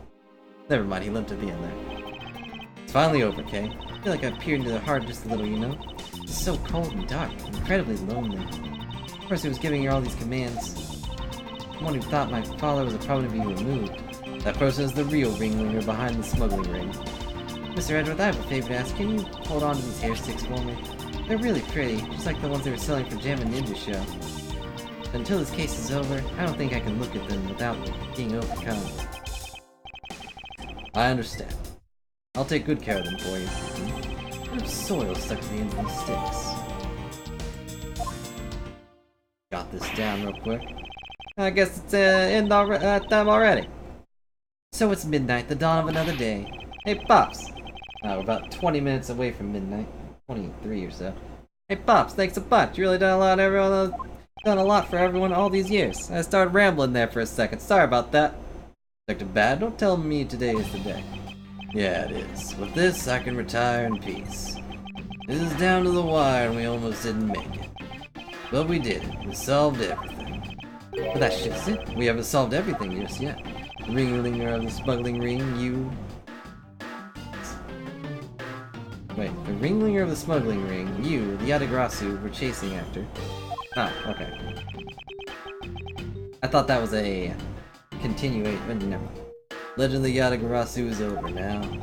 Mr. Edworth, that bit of logic earlier, it was brilliant. Feel like I can leave it all in your hands. I'm counting on you. Is it really true, Uncle Bad? Are you a part of the Yatagarasu? As I said to you earlier, Kay, I'm truly sorry. I wanted nothing but a peaceful life for you. Uncle Bad. Hey, don't take it so seriously. It's all just one big joke, right? Unfortunately, it isn't. Oh, come on, sir. She's just yanking on my chain, isn't she, Mr. Edward? Detective Bad, no. You're no longer a detective. Mr. Bad, I'd like to ask you about the Yatagarasu. Not you too, Mr. Edward. Mr. Edworth here. I should give you these. I should give these back to you. These are the pages from my KG8 files that the Yatagarasu stole from my office. Huh? Wait, what? What? Mr. Edworth, I must apologize for last night. Kinda forget that all happened in one day, huh? So the Yatagarasu who stole into my room was you, was it? Wait, then that means what? Tell me it's not true. That's too insane for me to believe, sir. It's true, even if it's not something you want to hear. KG8 incident, it was a very emotionally trying case. We stood in that courtroom, Faraday as the prosecutor and I as the lead detective. Faraday had evidence in his possession that would prove the defendant guilty. However, because it was stolen, the defendant was found innocent. You was the elder sister of the victim in that case. When the defendant was pronounced not guilty, she let out a great wail. That's when we realized that there was a limit to what the law could do. The only way to bring someone like that to justice was to do so outside the courts. That's what we thought at the time. That's how we formed the Yatagarasu. And we vowed to bring light and any dirty dealings companies had with the ring, including companies that dealt with the Amano group. Mr. Amano's code? Something? I didn't actually read that. Shouldn't press it so quickly. Called ourselves the Yatagarasu and flexed our collective muscle. We exposed all sorts of shady dealings as a warning to the business world as a whole. By doing that, we were able to stop the higher-ups from covering things up. And then it was finally time. We had finally arrived at the moment when we'd find out the ringleader's true identity. It was then that you literally stabbed us in the heart, and Faraday, he died for it. But why? Wasn't she the sister of the victim of the KG8 incident?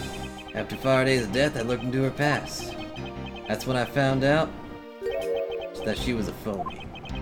Victim of the KG8 incident, CCU.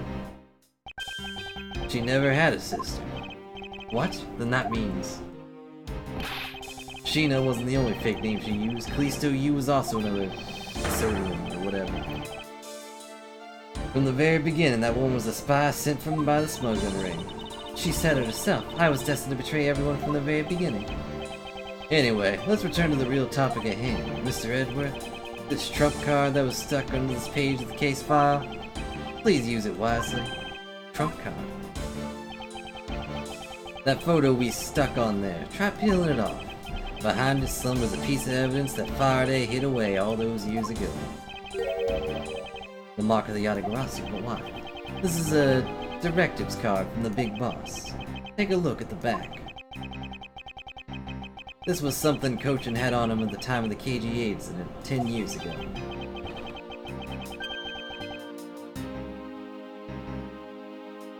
Pseudonym?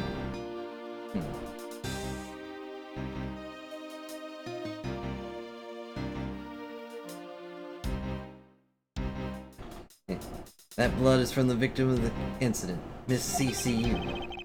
But why is the card adorned with the mark of the Yatagarasu? Reason why we called ourselves the Yatagarasu was because of the three-legged raven mark that Smuggling Ring's boss used. Apparently orders from the boss would come to these cards without fail. The person who received the order was supposed to burn it immediately after reading it, and apparently it burns bright green flame instead of blaze. You mean the cards were written in Babley's ink? The fact that the card Kochin sent was made into Faraday's hand at all is nothing short of a miracle. We decided that whenever we stole anything, we would send a card along with it to the police. So that's what these white cards are. The great thief used the mark that only those within the ring would know. It was our message to the ringleader that we were only a few steps behind. Shut that down. And one more thing. Detective Gumshoe. I'm entrusting this to you. A lollipop. What's this, sir? It's, strawberry flavor. I'll cook strawberry flavor, but what's this? This is what I was talking about earlier. During the KGA incident trial, Faraday had this in possession. This important, definite piece of evidence. But I thought it was stolen. How do you have it? The person who stole it from us 10 years ago was a man by the name of Ernest Amano. And he had it locked or hidden away for all this time. But we forced him to tell us where it was, finally, after the other day's kidnapping case. This video. What? Don't come any closer, I'm warning you! This is the same video Mr. Portsmouth was trying to conceal from me. Yeah, it would seem that even he was caught up in the ring's web. Amano was preparing to take on the boss someday. The video was his insurance. That's where that prosecutor comes in. He was to retrieve the video. On top of that, he was apparently instructed to sneak into your office and steal the trump card. You saw it for yourself, right? The card that told him to reserve the evidence. That card was not calling part of the Yatagarasu, but rather a directives card from the ringleader of Mr. Portsmouth. Two pieces together make for a strong weapon for whoever holds it. The evidence Mr. Portsmouth thought to withhold from me, and the one that you stole from my office last night. Both pieces are illegal. For me to use either one is. Whether you use them or not is up to you. They'll be help to you when you take on someone who's above the law. The boss one of those people could not be brought to court that Mr. Faraday spoke of? Detective Bat. There's no limit to the law, for it's the people who determine the limits of it. You still insist that even now you really are something else. I leave the rest in your hands. Now then, Detective Gumshoe, the handcuffs. Time to lock up the last remaining member of the Yatagarasu. Pops! Don't ever lose your detective spirit. Pops, why is this happening? This isn't justice. Like I always told you, do not get emotionally involved. Now let's go. Yes, sir! You didn't handcuff me at all, by the way. Is this really the end of the legend? No. To be continued. I think that's probably a good time to actually call it quits for tonight. Unless this is the end of the game. Do I still have the hot dogs? Do I still have the Steel Samurai hot dogs?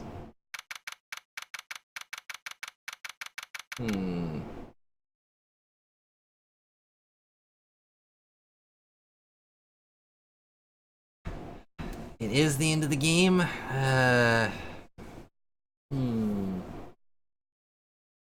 Well, how long is it, do you think? It's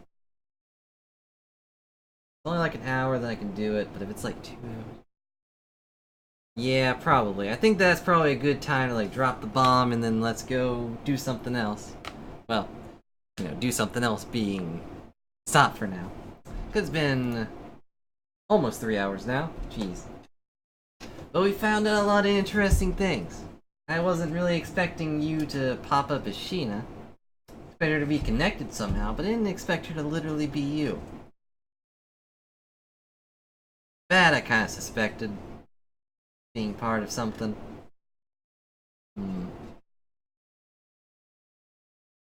Such a short stream, am I right? I'm right.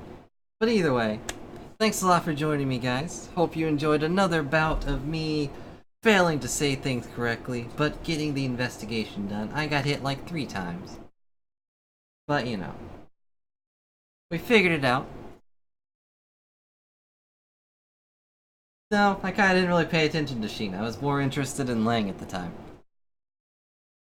So, wasn't until she was about to laugh that I was like, oh, is she you?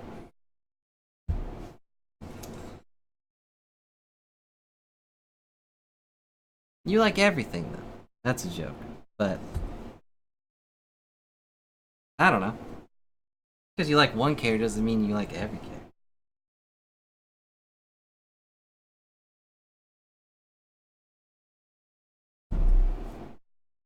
Yeah. Anyways, that's gonna be it for tonight. Hope you guys all had a good time. And I hope you have a great night for the remainder of the night. Or at least that you sleep well. But either way, thanks a lot for watching, pals, and I'll see you maybe tomorrow, maybe it's Saturday, probably not tomorrow, because that's when things get, you know, kind of crazy, kind of noisy, you know, pals?